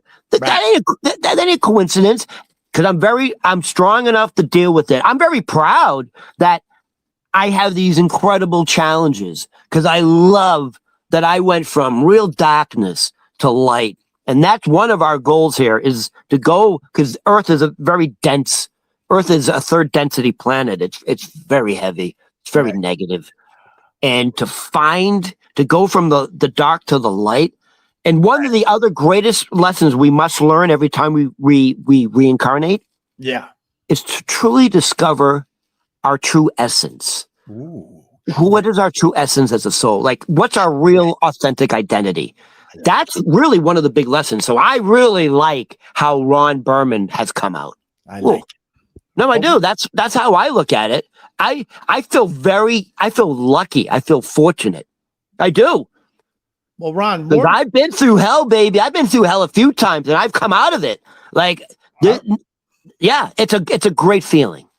Ron, more importantly, why are you obsessed with Emo Phillips? Is that a girl? You You got the. Hold on. I know that. There used to be a Mackenzie Phillips or like. No, I know that. I know that's sitting there like a wet fart. I get it, but why are you like growing your hair like Emo Phillips? Yeah, it's a bad haircut. No, it's not good. Are you going for the Emo Phillips look there, Ronnie? Honestly, at this point, Opie, throw up the picture from No Country from Old Men. I know. I said that. Yes. All right. Well, it's a bad angle. It's a bad angle. Hey, let me tell you what I've been trying to do for the past 2 days. Yes. So this is this. I want to show you. Let's do this. Thanks, Ron. Thanks for checking out the Opie Radio podcast today. Make sure you like and subscribe, and make sure you listen to these on your favorite podcast app. We'll see you tomorrow. Bye, everybody. Welcome to the Opie Radio podcast. Hi, everybody. I got Ron the waiter today. Hi, Ron. What's going on this morning? Get it? We're doing 2 podcasts today, and we don't work tomorrow. You get it, Ron? Yeah. So what have you been working on for 2 days? So I work at a seasonal, Ron the waiter, right? So I work at a seasonal outdoor beer garden in Astoria. Right. It's still open 24. It's still open year round, but right, it's a massive outdoor space. They have indoor space, but why would you want to go there in the winter? The outdoor space during the nice weather. So I would assume someone like Ron the waiter, all of a sudden the hours are going to be cut down dramatically in the wintertime, right? I did a double last Saturday and Sunday. Double. Damn it. I had a total of 5 tables in 2 days. Oh shit. I didn't make 100. So when I say a double, like a double's 10 hours. Right. I worked 10 hours on Saturday. I worked 10 hours on Sunday. Right. I didn't make $100. This week, I'm not even on the schedule because it's just not busy enough. It's not like I'm being punished. There's not enough work. I'm on call for tonight. So this is very common when you work at I work at the Bohemian Beer Garden Astoria. It's very common because, that's one of those places where like, a lot of the employees there have worked there for 10, 20, 30 years. Right. So what happens is you go from, making a lot of money to like, I'm not even on the schedule this week. It's a little scary, right? So what you do is the employees at the Bohemian Beer Garden, they get on unemployment for the months of January, February, March, and April. Then we get off it. Right. So we go on for 4 months so we can fucking survive and pay our bills. Right. It's not like I'm cheating the government. Not like that. I'm still working. I started Monday morning. So to apply for unemployment in New York State, it's a 2-part process. The first part, hold on, I'm gonna write something down so I don't forget. All Shit, right. hold on. Wait. Well, no, you write that down. I'm gonna go to this guy. It's fun seeing Opie trying to relate to someone who has worked a day in their life. I was poor for half my life, you bitch. I can totally relate to what Ron's talking about. Thank God I'm in a position right now that I don't have to worry about that. And my goal is to get fucking Ron a goddamn beach house, if you want to know the truth. And also, because of Ron's plight, I guess we're going to do another Ronica Day sooner than later to take care of my pal, Ron. Opie, but yeah, I can relate to this shit. Trust me. I grew up poor. And I had to make ends meet for more years than I can remember. So shut. I'll be right back. I'm going to fill up Crazy Joe. No, then I go. I need coffee. No, I need coffee. So we'll both be back. Coffee. Oh, take it out. Oh my God. All right. Well, there goes Ron. Oh my God. Ron, we can still hear you in the background in your wood paneling house, but just want to remind people, if you want to support the podcast, you got to listen to these things on a podcast app. So subscribe to Opie Radio. Anyway, I hope everyone's doing very, very well. It's the first day of 2026. Wink, wink. I hope you had a wonderful New Year's night. You're suffering today, right? You're a little hungover. Yeah, you enjoyed the Ryan Seacrest last night, and now it's the first day of the year where everything is just very, very depressing and sad. For some reason, the first day of the year is very, very sad and depressed. Oh, hi, Ron. You're back with your coffee. Is it 2025 or 2026? Which episode are we on? No, Ron. We're on the first day of 2026. Yeah, yes. Happy, see, look, John Quartz proves it. Happy 2026, everyone. Thanks for all you do. This John Quartz guy, he gets it. He gets it, this guy. All right. Are we going to talk about the unemployment thing? Yeah. So listen. The economy's not good. You think? Because, listen to me. Don't say because, but don't say the because you're going to fire No. up the MAGA people. Just listen. Fire up the MAGA people, aren't you? You've decided that in 2026, let's fucking really piss off the MAGA people. Is that what you're thinking? Was that your New Year's resolution there, Ron? I think it's yours. That's not what I was going to say. No. Now I forgot what I was going to say. God damn it. Well, it's unemployment. You wrote it down. That's why I babbled. Oh, so this is when everyone goes on unemployment. Everyone goes on unemployment like the middle of January, like the second week of January. Everyone goes on unemployment because that's when, the seasonal Christmas jobs are over and all that. Sure. Reality hits you. Dude, we haven't even hit New Year's Eve yet. So people still are working their season. It's the first day of 2026. Oh, yeah. Remember, Ron? So we don't have to work tomorrow, you dummy. You can edit that out. I ain't editing shit out. Let them figure it out. Let them do the math out there. Yes, go ahead. There should be okay, so the first half of filing for unemployment in New York State is automation.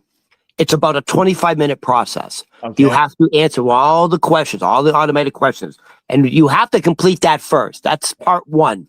Okay. Once you complete part one, you get connected to a live person, to a live representative. Right. You cannot get on unemployment until the second half of applying for unemployment is you have to speak to a live agent. Oh my God. I started Monday morning. I completed my 25-minute automation. Then I tried to call. All you have to do is talk to somebody, and you're good for a little while. I mean, not great, but you're good. You could get some something coming in. Go ahead. There should be no issue with me getting through to speak to somebody. Right. It's not January yet. Right. I go. They connect you. They connect you the first time. Okay, Mr. Okay, blah, blah, blah. You've completed this portion. You must now speak to an agent to complete your unemployment. They connect me. This is what I hear.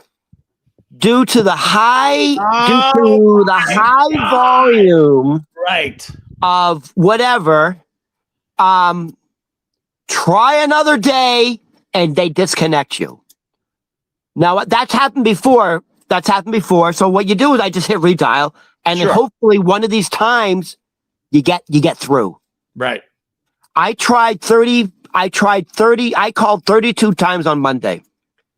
Every time. But I was like, I felt the pressure. I'm like, oh, dude, I'm not even on the schedule this week. Like, dude, when you don't have money coming in, and only money's coming out, you're gonna go broke immediately, especially in New York City. Right. It's just so expensive. Just to travel, just to get around, buy some food, toiletries, everything's so fucking expensive. I got no money coming at the moment, so now I need to get unemployment. It's all part of the plan.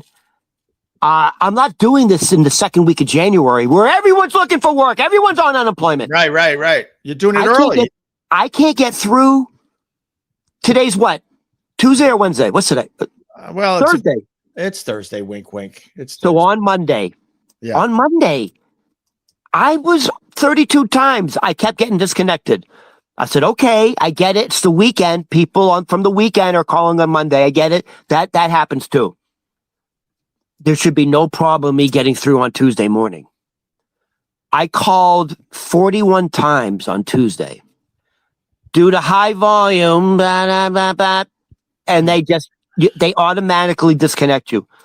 I've now for 2 days straight have tried to get on to try to complete my unemployment because I am currently don't have any money coming in because I have a seasonal job. Ron, and get all that. Why is everyone, but everyone's on unemployment now.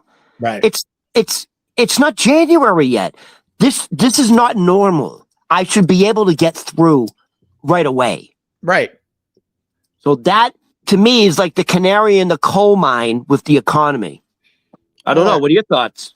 My thoughts are, fuck, man. This just cost me more money. Ronnie needs super chats. I'm like, this is what I heard in there. Maybe I add a 0 to his check. Fuck.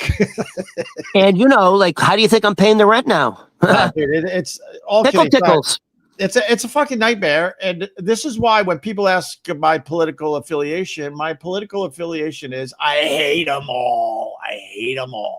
I don't give a shit who's in office now because the next guy is going to be just as fucking shitty. And you know what I was looking. In America, if you need unemployment, they should make it as easy as possible to fucking set it up. But everything that we're reapplying for our health insurance right now. That's become a full-time job with my wife because they're making everything fucking difficult. Everything. You paid for the unemployment insurance. You paid in, and they should be able to set you up nicely. This isn't a charity, dude. I've been paying into this. And the establishment and the government and everyone that's responsible for making sure people could get on unemployment, they know what's going on, but they don't want to fix the fucking system. All they have to do is get more people involved so you don't have to call 32 times. That's why I hate them all, Ron. Yeah, this ain't charity, dude. This is like an insurance policy. I pay into this system. No, I said all that. Yeah. It's insane. Okay, and this is what else I was counting on, Opie, and now it's not going to happen either. So I'm Ron the waiter. Right. My income is based on fucking tips. Right. That's it. It's based on tips. So I was counting on tax on tips, bitches. So Donald Trump. Okay. No tax on tips. You're good, Ron. Hey, listen, man. Hey, listen. I'm partial. I'm as hard on the Democrats, Republicans. I'm hard on Biden. I'm hard on Trump. You know what the problem is with that? Now I got to interrupt again. Wow, a very serious fucking episode of the Opie Radio podcast. The first one in 2026. My God, you would think we would leave all this in 2025. The problem is when you're hard on both sides, they don't hear that. As soon as you're hard on their side, then they think you're part of the other side. Yeah. We have shown that we're hard on both sides. Well, I mean, some of the people on the other side. Well, listen, MAGA is kind of cultish, so like it's very difficult to rationalize with someone. 2026, I love MAGA. Anyways, yesterday I would have said I hate MAGA, but it's 2026 now. Yep. I love MAGA. By the way, so that's what I'm saying. I'm like, hey, kudos to you, Donald Trump. I'm all in on this fucking no tax on tips. I really could use the money. It's a great. It's my major form of income. Can you imagine my major form of income not being taxed? It's huge. It's huge. It's great. I'm glad you got it, Ron. No tax on tips. It's a glorious thing that Trump. You know what? This is a Trump thing. So today I say, I praise our Lord and Savior, Donald J. Trump, because no tax on tip. Oh yeah, Ron. Yes. You know how I always fucking support the Hochul. I love the Hochul. No, I don't like that. I think she's got moxie. Nah, but I'm a little sour on the Hochul now. I'm going to tell you why. About us New Yorkers. Guys, I mean Governor Hochul from New York State. She doesn't give a shit about us New Yorkers. She's making it even harder to try to survive in New York City. She's full of shit too. But let me tell you what Governor Hochul, the Democratic governor from New York State, is going to do. Right. So no tax on tips. Thank you, Donald Trump. Yeah, absolutely. So we can, starting in 2026. Yeah. We can write off $25,000. Nice. That's like, in other words, the taxes you're doing now, I could write off $25,000. Nice. That's how it works. You have a deduction up to $25,000. Right. Based on the year before. You know what I mean? Right. Like, so I could have literally this tax come up. I could deduct $25,000. Nice. That would be huge. You could get guess what? Some bills paid. Governor Kathy Hochul said, nope, not going to happen. Governor Hochul has issued a statement saying New York will continue taxing both tips and overtime pay, requiring an add back on state tax forms for the federally exempt income. They're going to add a category on the state income tax form. So we have to to put the money, we have to give the money back. And so why is Governor Hochul doing that? Because she said, where is the hundreds of millions of dollars going to come from to fund municipalities? Like, how are you going to fix the roads, the water system, the infrastructure? Where is the money going to come from if you're not going to get the taxes from tips? Especially in New York. And New York, New York has over 10,000 restaurants alone in Manhattan. Listen to me. You find it from wasteful spending. We have paid enough to live in and around New York City. Go find that money. Go tackle the corruption that has us in a chokehold in New York City. What do you mean? Where are you going to find the money? We pay hundreds of millions of dollars. You're not going to find. We pay into the system to a point. It's insane. God. You sound like that. You sound like Elon Musk and Doge. No, find the wasteful spending. We all know the subways are going up again, Ron. Everything is going up again in the new year. That we have spent. We pay into the system in New York City. For her to say that, go screw. Dude, I thought I was getting There's plenty of money to take care of everything in New York if you did the right thing and tackle the wasteful spending and look into the goddamn corruption. Are you kidding me? So it's not just New York who's saying no to this. There's a few other states, of course, all Democrat. California, of course. Governor Gavin Newsom said, can't do it. Financially, we can't do it. Yeah, of course they can't do it. Of course. So California, Colorado, Illinois, Maine, and New York all said, the Democratic governors all said, sorry, we're not going to comply with that order. Because we where's the money going to come from? You could find the money, but it's not going to be easy. But once you take the easy way out and grab more money from the hardworking people, go screw. I hate them all, Ron. I hate them all. Well, there it is. There it is. That's wonderful. So I was going to try today after we got off, but it's fucking New Year's Eve. There's no way I'm going to get through. It's New Year's Day. I'm going to have to try again on Monday. Yeah. So and here's the thing. I started the process on Monday. Yeah. It said you must speak to a representative by the end of the week. That ain't going to happen. So now guess what? I'm going to have to start the whole process. If I don't speak to a representative by the end of the business day on Friday, I have to start from zero again. I have to start the automation.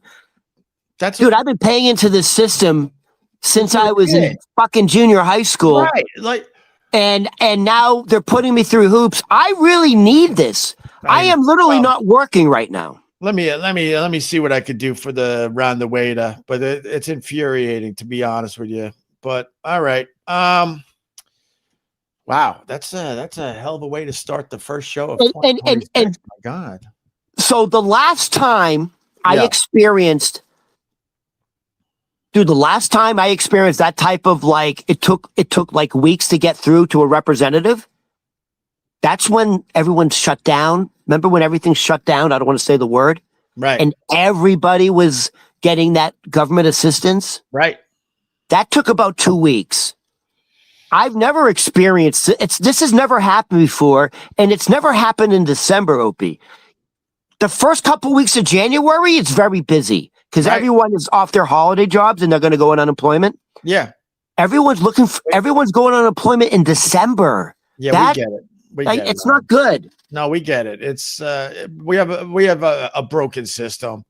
That's why I choose not to get involved with the debate and the discussion on who to fucking blame. I can't do it. Wow, we didn't do Who Demand for the year of 2025. I don't have that. Huh? I didn't prepare anything for that. And we were supposed to talk about how other countries celebrate New Year's. We could do that. I have that. That's good. We could do that. Let's do that. I prepared Who Demand for 2025. It's Richie. So do that first. Well, I actually narrowed it down to two people. So Who Demand is basically on a daily basis who the most popular person is in the world, basically. A lot of times it was Trump. There were a few times it was Biden. Obama got in there. And athletes got in there. And, and then when you start thinking about Who Demand for the entire year, I narrowed it down to two people. Mamdani. Because Who Demand isn't like someone that, you can either love or hate the person when they're Who Demand, right? But Mamdani had a hell of a 2025 with him becoming the mayor of New York City, a Muslim mayor. And now we're all going to wonder if he's going to take care of the people of New York. And I mean everybody, not just the lower class. Is he going to take care of New Yorkers or not? Or is he going to be just like everybody else in a fucking flat tire? Is Mamdani going to be a flat tire as the mayor of New York City? That's the question we're going to find out sooner than later, by the way. He wooed Donald Trump. Right. He had Donald Trump like gushing over him. Oh, that confused everybody because, Trump was all against the Mamdani, and then he met the Mamdani, and he's like, man, I love this Mamdani. And now the MAGA people are like, what the fuck, Trump? You're supposed to hate the Mamdani. By the way, that is kind of the impression people come away with is before they meet him and after they meet him, and like, I guess he wins you over. Right. He won over the Democrats in Washington. He won over fucking Donald Trump. Well, I'll tell you. I'm sorry. I'll tell you. You're right, Ron. And I think Trump recognized himself in Mamdani because Trump's that way. When you meet Trump, and we were lucky to meet him through the radio show, he makes you feel like you're a fucking rock star, dude. He really knows how to butter you up. And I think when Mamdani came to the Oval Office, Trump recognized himself in Mamdani and how he works people. Trump does recognize talent, and the word on the street with Mamdani is he's a very talented politician. Right. He's that guy. He's got that game recognizes game. R. Scott says it. Game recognizes game. Yeah. So, but Mamdani's not Who Demand for 2025. He's the runner-up in my book. Who do you think is demand for 2025? Think of all the big stories. What you mean? Who you're gonna say? Yeah, but I mean, I know you're not prepared, but who had the biggest year in 2025? Who Demand? Trump didn't have the biggest year. Zelensky didn't have the biggest year. You're not gonna like it. Did not have the biggest year. All right, you're not gonna like it. Go ahead. I'm gonna have to go with the number one podcast in all of America, the Kelsey brothers. The Kelsey brothers. They had a big year. Taylor Swift had a big year. Taylor Swift had a big year. I'm going to give it to Pope Leo. Is your man of the year for 2025. The Pope. And I'm not a religious guy. And I'm spiritual. I think spirituality is basically religion without all the structure. That's why I like spirituality over religion.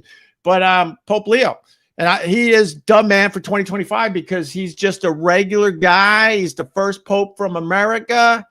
When you have a guy that there's footage of him in White Sox gear, rooting on his Chicago White Sox in a shitty seat in Chicago, big baseball fan. Fast forward, he's the goddamn. Oh, sorry, he's the Pope. That's a big year. That's a big year. That's a big year. I've seen two videos. Yeah. Where obviously a lot of people go into the Vatican to hope to see the Pope. They're actually from Chicago, right? Right. Now they're motivated to go. So there's one video where, when he's in the Popemobile and the people are on the sides. Yeah. So one family's holding up a fucking deep dish pizza. Right. And he fucking stops, takes a bite. That's right. Why. Right. Then just recently, I saw this last week. There's a family from Chicago and they're all wearing the Pope t-shirts and they had one for him. Right. Stops, takes it, holds it up and fucking, that's cool. He's definitely a demand for 2025 because, every time they pick a pope, they always try to say, he was just a regular guy growing up and stuff. But we couldn't relate because they were from so many different countries that we don't have any real connection to. But to have a pope that, like I said, there's footage of him wearing a Chicago White Sox hat, jersey, and he's in the stands and now he's the pope. That's badass. That's badass. So speaking of all that shit, Cardinal Timothy Dolan had to retire.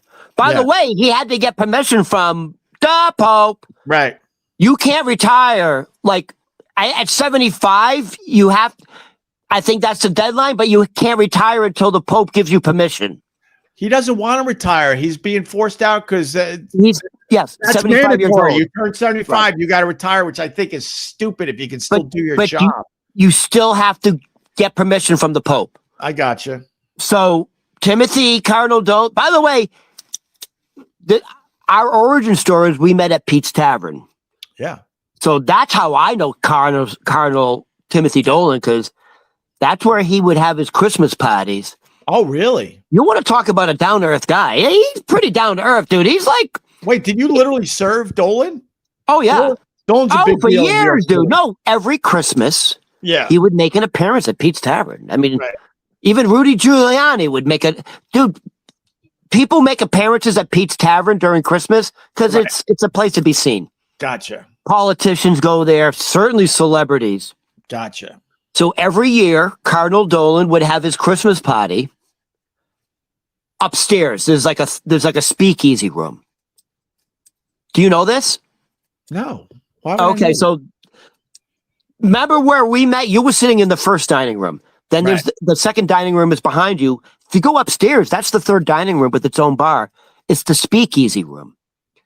That really was the speakeasy. Like during Prohibition, real speakeasy. They turned Pete's Tavern into they turned the front of Pete's Tavern into a florist. No, and then you would go through the side door. You would go through the side street on the side of Pete's Tavern. You'd go up the stairs to the speakeasy room. Right. That room has been around since the 1800s. That really was the room. So it's a very private room. So that's where Cardinal Dolan would have his Christmas parties. Can we talk about speakeasies? I got a little thing on speakeasies. No, go ahead. So they made alcohol illegal, and they set up all these speakeasies so people could continue drinking. And the cops would be on the street, like just taking their hat off and rubbing, like, I don't understand. Like, there's no bar there, but everyone's going up this alley and going up those stairs. I can't figure this out. And this used to be a bar, now it's a flower shop. But why do so many people like flowers all of a sudden? I can't figure it.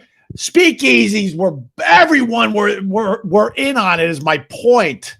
So you know So you know who was going through the side entrance up the stairs of the speakeasy room at Pete's Tavern? Yeah. All those fucking politicians, all those Irish politicians from Tammany Hall. So Tammany Hall is right around the corner from Pete's Tavern. Right. By the way, and the stories I was told, they were all fucking corrupt. Yeah, man. The politicians. Everybody was in on it. I mean, to act like this speakeasy was this sneaky thing that no one knew about is so stupid. Yeah. God, it's stupid. But anyways, that's where Cardinal Dolan would have his Christmas party. Yeah. And at some point, he would come downstairs. Yeah. After a few Guinnesses in him, he liked to drink. Right. Then he'd walk around with his Guinness. Right. After a few are in him, and literally walk around the whole dining rooms, the bar, saying hello to everybody. Merry Christmas. Everyone's getting a picture with him. Right, good. He's hog heaven. Right. You know what I mean? He's in his element. Come on, the Cardinal. Right. Like the Cardinal of New York is right there. You know, it's like, it's fun. Right. All right. So he's gone, and the guy is replacing him. I think, is he from Chicago or Minnesota? I think his name is Bill Hicks, like the comedian. Oh, really? The new Cardinal for New York City is Bill Hicks. I don't care. I just wanted to say Pope Leo is the man because he's a regular guy from Chicago that wore White Sox gear. I don't care who the new Cardinal in New York is going to be. No offense to you, Ron. It's not even your faith. You shouldn't care either. You're Jewish. Oh, I don't care, but I know if you're a Christian, the Cardinal's a big deal, right? It's a big deal. You're right about that, Ron. I want to know about New Year's resolution, like what other countries did for New Year's, because you said it's kind of interesting. Okay, hold on. And remember, Ron, they did this last night. Wink, wink, nudge, nudge. Right. Last night, this is how some of the countries celebrated the New Year. So now I'm wondering, like, what is the New Year's tradition in America for luck and prosperity? I don't even know. Like, what is the American tradition? I'm going to go through other countries, and then maybe can someone tell us what we do in America? It's easy. All right. Here's New Year's Eve. I got the answer ready. Can I just answer? Yeah. We worship Ryan Seacrest. Oh, you said Ron. Yeah. We worship Ron Seacrest. We worship Ryan Seacrest. That's our tradition. We all tune in. National treasure. We all tune into him. He's a national treasure. He's more popular than Trump, and we worship him every New Year's. That's our tradition, Ron. That's Opie. He makes more money than you spinning a fucking wheel. Get out. All right, you ready? Ron, I got a checkbook in my hand here. If I was you, I'd be nice to me. You might get an extra zero. That's it. Kick me when I'm financially down. I'm not kicking you, Jesus. I get it. I wasn't right. Go ahead. New Year's Eve tradition from around the world. Okay. When it went for luck and prosperity. Ooh. Spain. They all eat. Oh, go ahead. What? I was gonna say they just nap. They nap. No. Okay. All right. Yeah. Let the professionals stick to the funny stuff, please. Really? Yeah, really. You just spent the last hour fucking crying for everybody. By the way, you're trying to say siesta? Yeah, I was, but you know what? Yeah, you were hilarious the last hour and a half. Oh my God, the laughs were aplenty. We were just laughing about your childhood. The humor comes from and how you can't pay your bills. Oh, it was hilarious, Ron. You're right. The humor comes from the pain. Professional. The humor comes from the pain. All right, go ahead. Spain, for luck and prosperity. They eat 12 grapes at midnight, one for each chime for good luck for each month. Ooh. So at midnight, when they chime, every chime, they eat a grape for prosperity. Those silly Spaniards. I can't be Spanish because you know what happens in my house? Everyone is fully aware that if I eat too many grapes, oh boy, the gas is aplenty. So they will actually acknowledge that I've had my share of grapes. And hey, I love my green grapes. Here's a little experiment. Yeah. Because of the chemistry, the biology of green grapes. Yeah. Put 2 green grapes in the microwave and it will turn into plasma. Try it. Okay, it's fucking crazy. Thank you. Green grapes will create plasma in the microwave. And are you going to come over and clean my microwave after your stupid experiment? I'd rather clean the microwave than your dirty tushy after eating the grapes. Are you saying you had diarrhea from grapes? Is that what you're trying to say? What the? No, I get a little gassy if I eat too many grapes. A little Colombia. Coffee. Coffee beans, right? No. Ooh. In Colombia, this is weird. Okay. They walk around the block with an empty suitcase for travel in the new year. So, by the way, I've seen this. It looks weird. It looks like some Stephen King zombie shit. You see Colombians walking around their neighborhood with empty suitcases. It's fucking weird. That's why they'll never be a superpower. Keep doing your stupid suitcase thing. Okay, in Italy and in Chile, they eat lentils for wealth. The more you eat, the luckier you'll be. Dude, if you want to be really lucky, you're just fucking gassing it. Lentils is like super fat food. I hate lentils. My mom. I love lentils, actually. My mom made the lentil soup.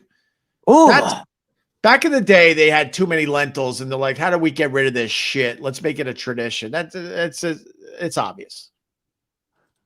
you just had grilled cheese and tomato soup. That's so New England. Lentils is also very New England. Well, we made beans is very New England. Family tomato soup. It came out pretty good. I'm not gonna lie to you.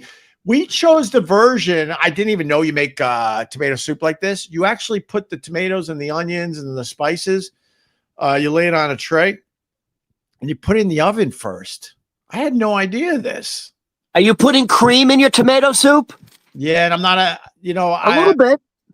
It's what my son wanted this, so we all, me, the wife, and the kids. So we all got together. We're like, all right, let's make this tomato soup. I'm not a fan of creamy soups, but it was good. I liked it. I definitely have a fond memory of the winters in like Concord, New Hampshire, going to prep school there. Chris McAuliffe.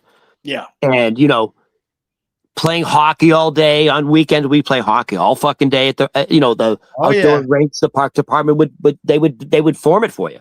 I get it. Coming back home and having like Campbell's tomato soup with a fresh grilled cheese sandwich, and you dip the grilled cheese into the fucking tomato soup. Right. That's a nice memory. There you go. There you go. I have one nice memory from childhood. Oh, isn't that nice, Ron? I got all right. This is fucked up. Philippines. Oh, the Philippines. They're eating some weird shit for New Year's. They wear polka dots and eat round foods for coins and prosperity. So you got to wear circular things. These fucking people. They wear polka dots and eat round foods for coins and prosperity. Ron, name one person that looks good in polka dots from the history of humanity. Name one person that looked good in polka dots. I have one person who did. Really? Who was the guy? The Irish polka guy with the bubbles? My grandparents loved them. Lawrence Welk? Yes! He didn't wear polka dots. Dude, Lawrence Welk was famous for his Irish polka music. But he didn't, I'm saying wear polka dots. Once in a while, I think he did. Once in a while. As a fashion statement. What was his name again? Oh, we got an answer. The one person that looked good in polka dots. We got an answer. You want to know the answer, Ron? Gallagher, did he wear? No. Yes, he did. He would wear, and I think Howie Mandel. No. And Howie Mandel, guess what? Your podcast stinks. Another guy that he's making. Oh, yeah? Shit. Hold on. You think his podcast stinks? How much is he making? How much do you think he more makes? Than us, Ron. If these people would wake the fuck up and realize we're doing something good here, you wouldn't have to wait on hold for 2 weeks to get unemployment checks. I'm doing this for you, Ron. And that's the other thing. It's not like you'd rather listen to fucking Howie Mandel try to do a podcast with his daughter. Are you kidding me? The daughter's hot. She stinks too, like Howie. Anyway, Dusty Rhodes is the answer. The only person that ever looked good in polka dots. Thank you, Spawny. I could count on the Spawny. Go ahead, Ron. Back to you. All right. I don't know exactly what this is. Yeah. But in Germany, sausage. And it definitely has something to do with the Jews. No. Sausage. So in Germany, they eat marzipan pigs. What is marzipan? I don't know. I recognize that word. Isn't I thought marzipan was like some sort of like bread, sort of like a fruitcake. Hold on, Ron. I just discovered a little goodness in my teeth. Okay. Pubic hair? No, Ron, a little. I I think it was a little Little leftover pubic tomato, hair? a little leftover tomato skin from the tomato soup. I just got a little goodness. Oh, Life's guilty pleasures, a little goodness. yeah. Thank In you for that. Germany, they eat marzipan pigs, or Yeah. they keep cop scales Oh gosh. they keep cop scales Yeah. in their pockets for future fortune. Oh my gosh. Cop. Cop. Carp. I know what cop is. I speak Boston. Trust me, I know what cop is. And in Finland, Oh, they eat the shitty rotting fish, right? don't you talk about my girlfriend like that. Yeah. In Finland, they cast molten tin. They cast molten tin into cold water and interpret the shapes. A ship is for travel, a hat is for love. Yeah, but what if that ain't the shape? What if it's the shape of a penis? Oh, maybe you get sex. That's just stupid. That's why in America we don't have any traditions. We just have Ryan Seacrest. We're smart. We're smarter than the rest of these countries. Can anyone? So, what is America's tradition? I just told you we worship Ryan Seacrest. That's it. We don't have tradition. I guess we have the New Year's resolutions, maybe. No, but what custom do we do? Is there a custom? No, we don't. We just worry about our fucking bills and try to figure out how we pay for all this shit. That's our custom in America. But we're the greatest country in America. My God. I want to see how good you are because at what? Your life, your career, Wordle, your life, Wordle. I'm good at Wordle, even though I can't pronounce it properly. Your life, your career, survives on social media. Not really. In this world, well, podcasts, right? You got a podcast. It's on Facebook. It's on YouTube. It's on Instagram. It's on TikTok. It's on X, right? Nice. Yes. Yeah, but okay. Go ahead. Okay. I want to see how good I want to see how connected you really are. Because I came across this. I wasn't even looking for this, but I found this so interesting. Well, I thought it was my turn to do something. It's always my turn. No, it's not always. Hold on. I had a great story. Can I just tell my story? Go ahead. I'm a fan of people getting away with stuff. I'm a huge fan of it because I think they take advantage of us in life and they try to take as much money out of our pockets as possible. So every once in a while, when somebody does something cool, I wanna recognize it. You have a criminal, right? Have you ever been to Disney? Have you ever been to Disney Springs? There is a guy. I just want to acknowledge this guy today and I want to bow to him. He fucking, at Disney Springs, he was in full scuba gear. You get it? Full scuba gear. He's like, man, there's a floating restaurant over there in Disney Springs. So he puts on his full scuba gear, and he scubas all the way to the restaurant. He ties up the staff. And he escapes. He swims away with 20 G's. That's badass. I like that guy. It's like that guy, DB Sweeney, who jumped out of the airplane with the bag of cash. In the end, this guy didn't hurt anybody. He went to the floating restaurant. He climbed the board, tied up the staff, and swam away with 20 G's. That's fucking brilliant. Hold on now. I can top you. Yeah? This literally just happened. This is in the news this morning. Uh-oh.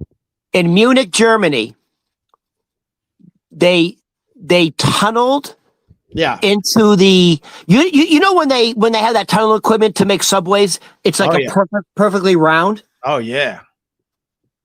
They had that type of machinery. Dude, they had it looked like they had to go through 10 feet of fucking like cement or concrete or whatever. All right. They had a perfectly round cylinder nice. Right into the safety deposit box of one of the main banks in Munich, Germany, and got away with like $30 million worth of like valuables and money. And this morning, they showed a picture of all the bank customers, hundreds outside the bank wanting to know Did they get my safety deposit box? You can literally Google it right now. By the way, Google that and show the picture.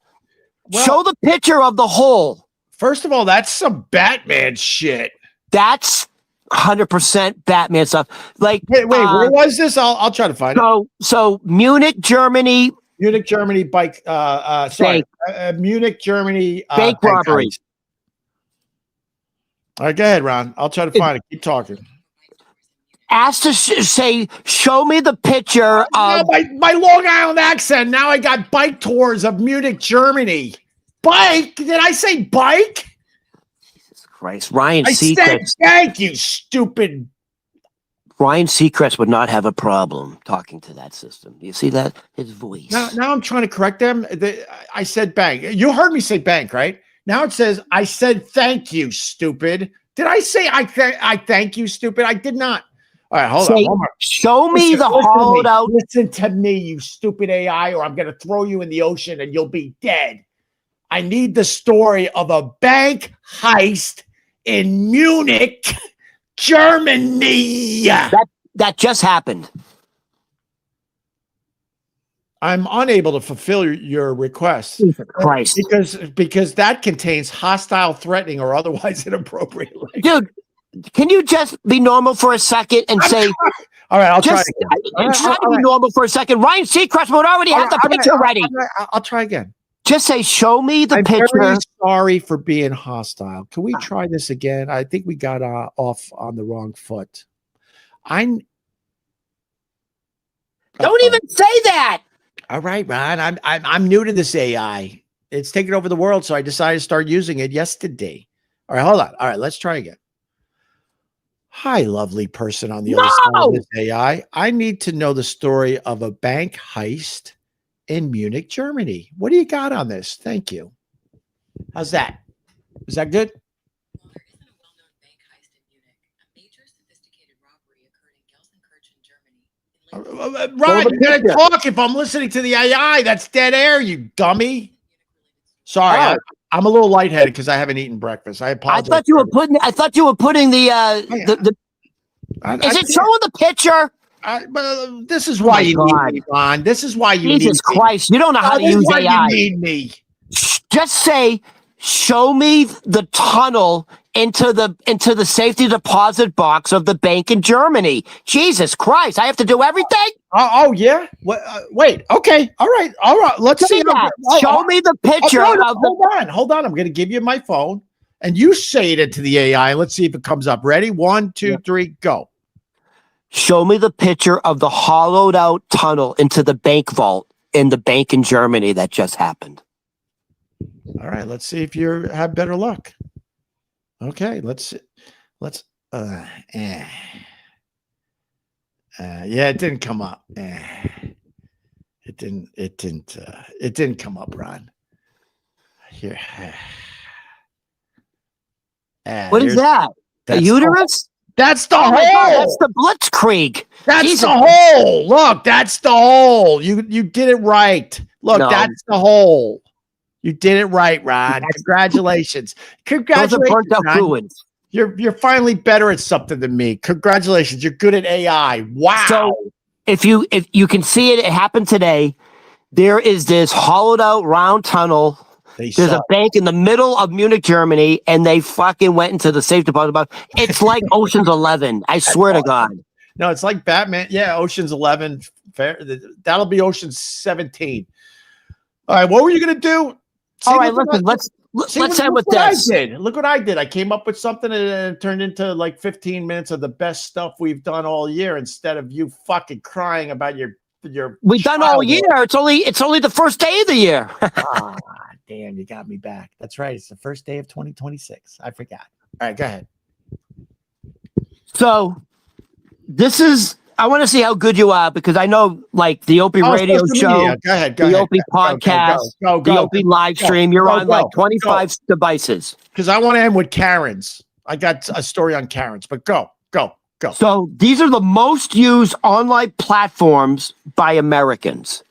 Okay. What do you think like the number one most used platform is? Like, hold on. So I have like 1, 2, 3, 4, 5, 6, 7, 8. There's like 10.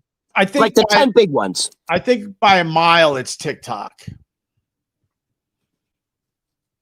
You're so off, dude. Really? Yeah. This is why it's so very It's not surprising. Twitter. It's not even close. Really? It's not even close. Do you say Twitter? Holy shit. I said it's not even Twitter. worse. I said it's not Twitter. Oh, okay. TikTok, not even close. As the top social media platform for Most, Americans? I'm going to say it again. I know we heard you. Most used online platforms by Americans in 2025. Wow.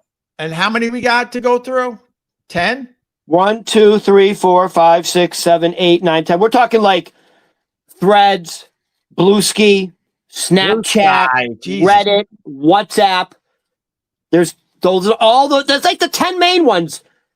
Like, give me the number one. By the way, the number one is number one. Like, it's not even close. YouTube. Okay, so YouTube is number one at 84%.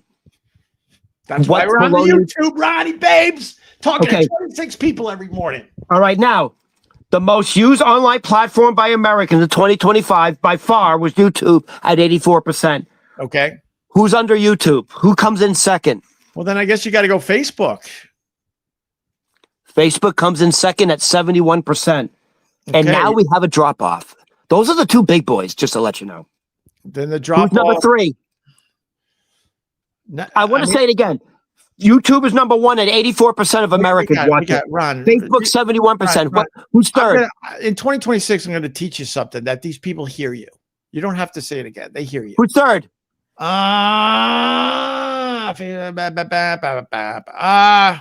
it's a drop off. TikTok? No. All right, what's three? Instagram down to 50%. I thought Instagram would honestly be like number one. Wait, more I feel people like everyone's on Instagram. Wait. More people are on Instagram than TikTok in America? Yes.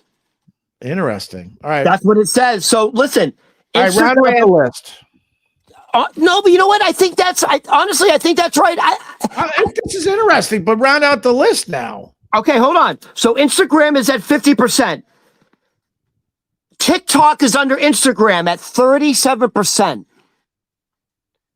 WhatsApp is at 32%.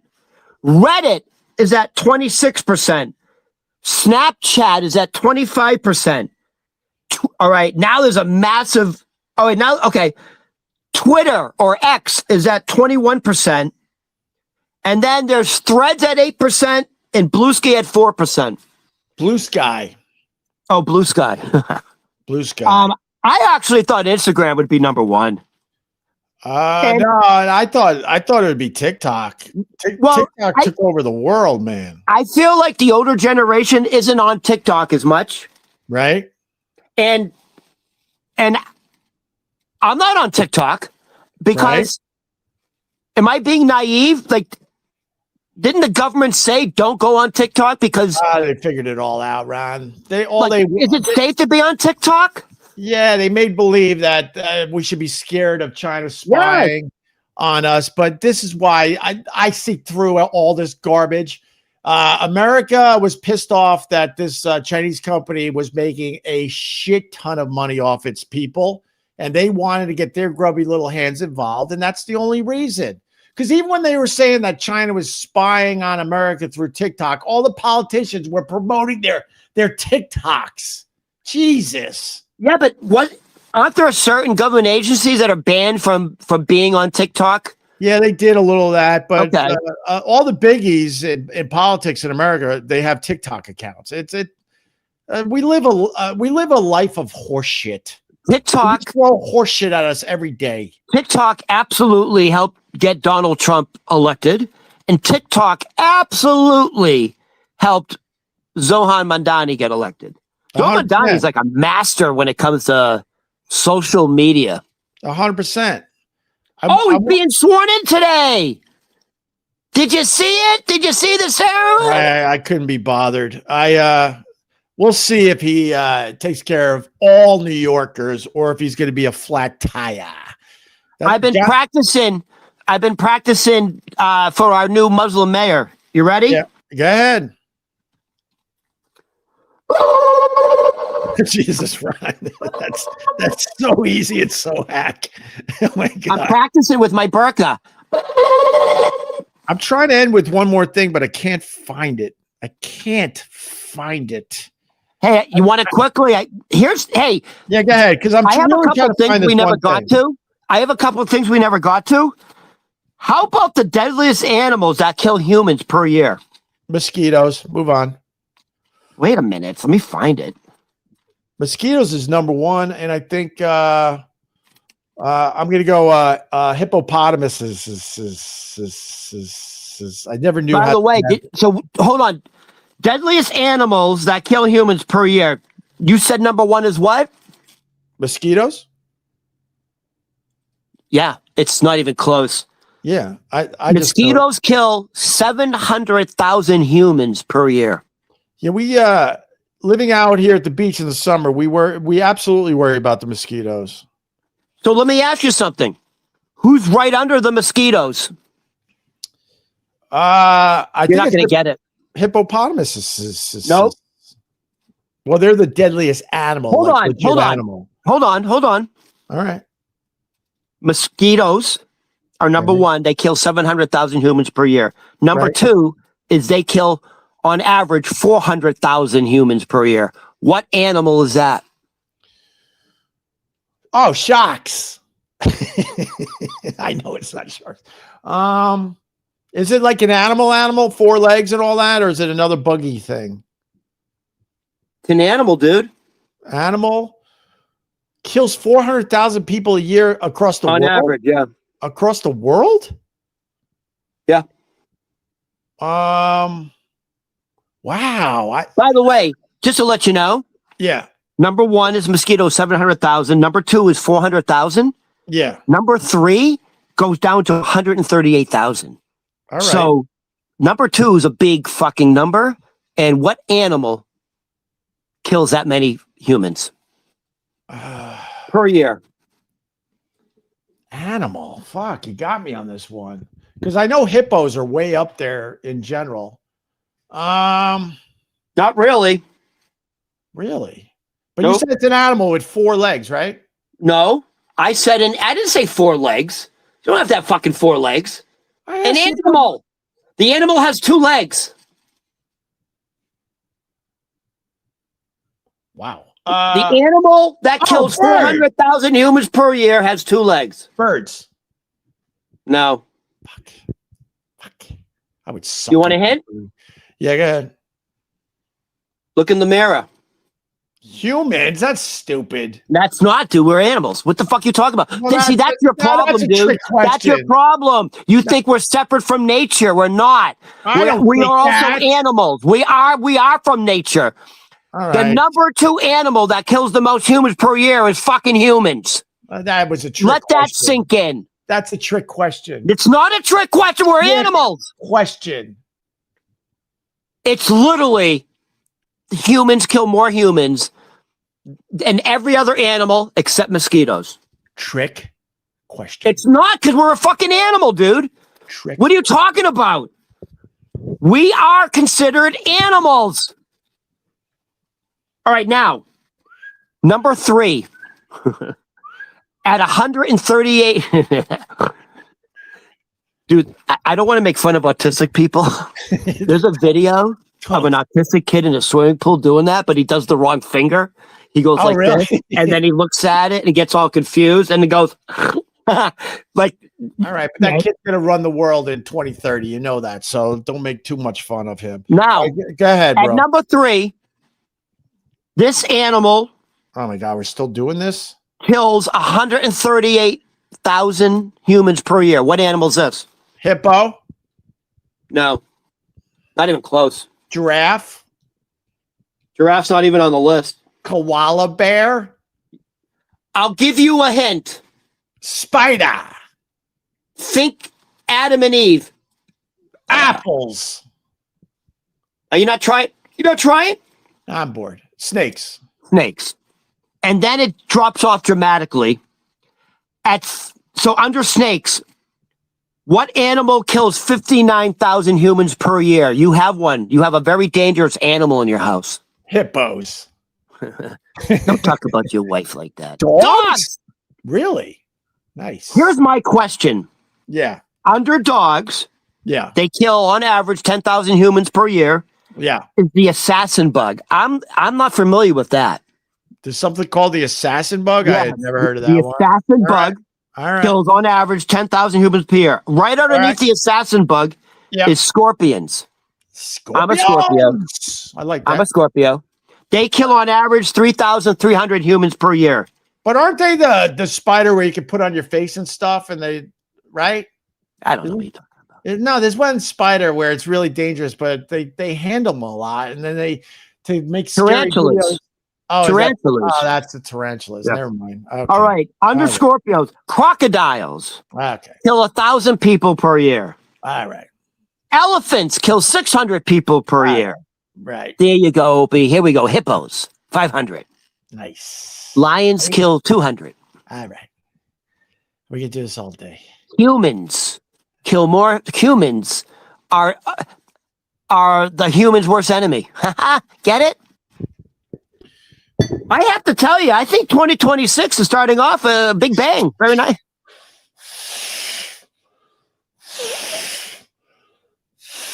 Like the autistic kid. Dude, he's so happy. He's looking at he's in like a little waiting pool, and he's going. right. Jesus. Ron, I gotta go. I'm getting lightheaded. I gotta eat breakfast. I do too. I had a great list of Karens that maybe we'll do. Like, I don't know, next time we talk. So, all right. So, I don't want to say it on air because we're in different time zones now. Ron Berman comedy at all the socials, bitches. That's how I end today. Hey, just to let you know, the next big Ron Berman comedy show is Saturday, January 17th at the Bohemian Beer Garden. We have, for the featured comics, we have Christy Miller, who opens up for Andrew Dice Clay on the road. Hilarious. We have Eric Marino, who's a Emmy-nominated writer for SNL. Okay. And you got fucking Ron Berman. Ron, I'm going to that show. Do it. I'll go to that Saturday, show. January 17th. I'll be Do there, it. Ron. I'm going to support Ron the Waiter in 2026. I got to go. I got to eat. Bye, everybody. Hey, Happy New Year, everybody. Yeah, happy Adu year to everybody. I already broke my New Year's resolution. What? I was going to be abstinent, but Rhonda convinced me otherwise. What? I was going to be abstinent. Like, like that Seinfeld episode, how long they can go without wanking it? You know what I'm talking about? I broke my New Year's resolution. I wanted to be abstinent. I wanted to, I wanted to be spiritual. I'm a rarity in America. I didn't watch and wasn't a fan of Seinfeld. Bye, everybody. But I'm a huge fan of Larry David, though. I love the Larry David. I love Kirby. All right, he's showing us his fern. We got to go.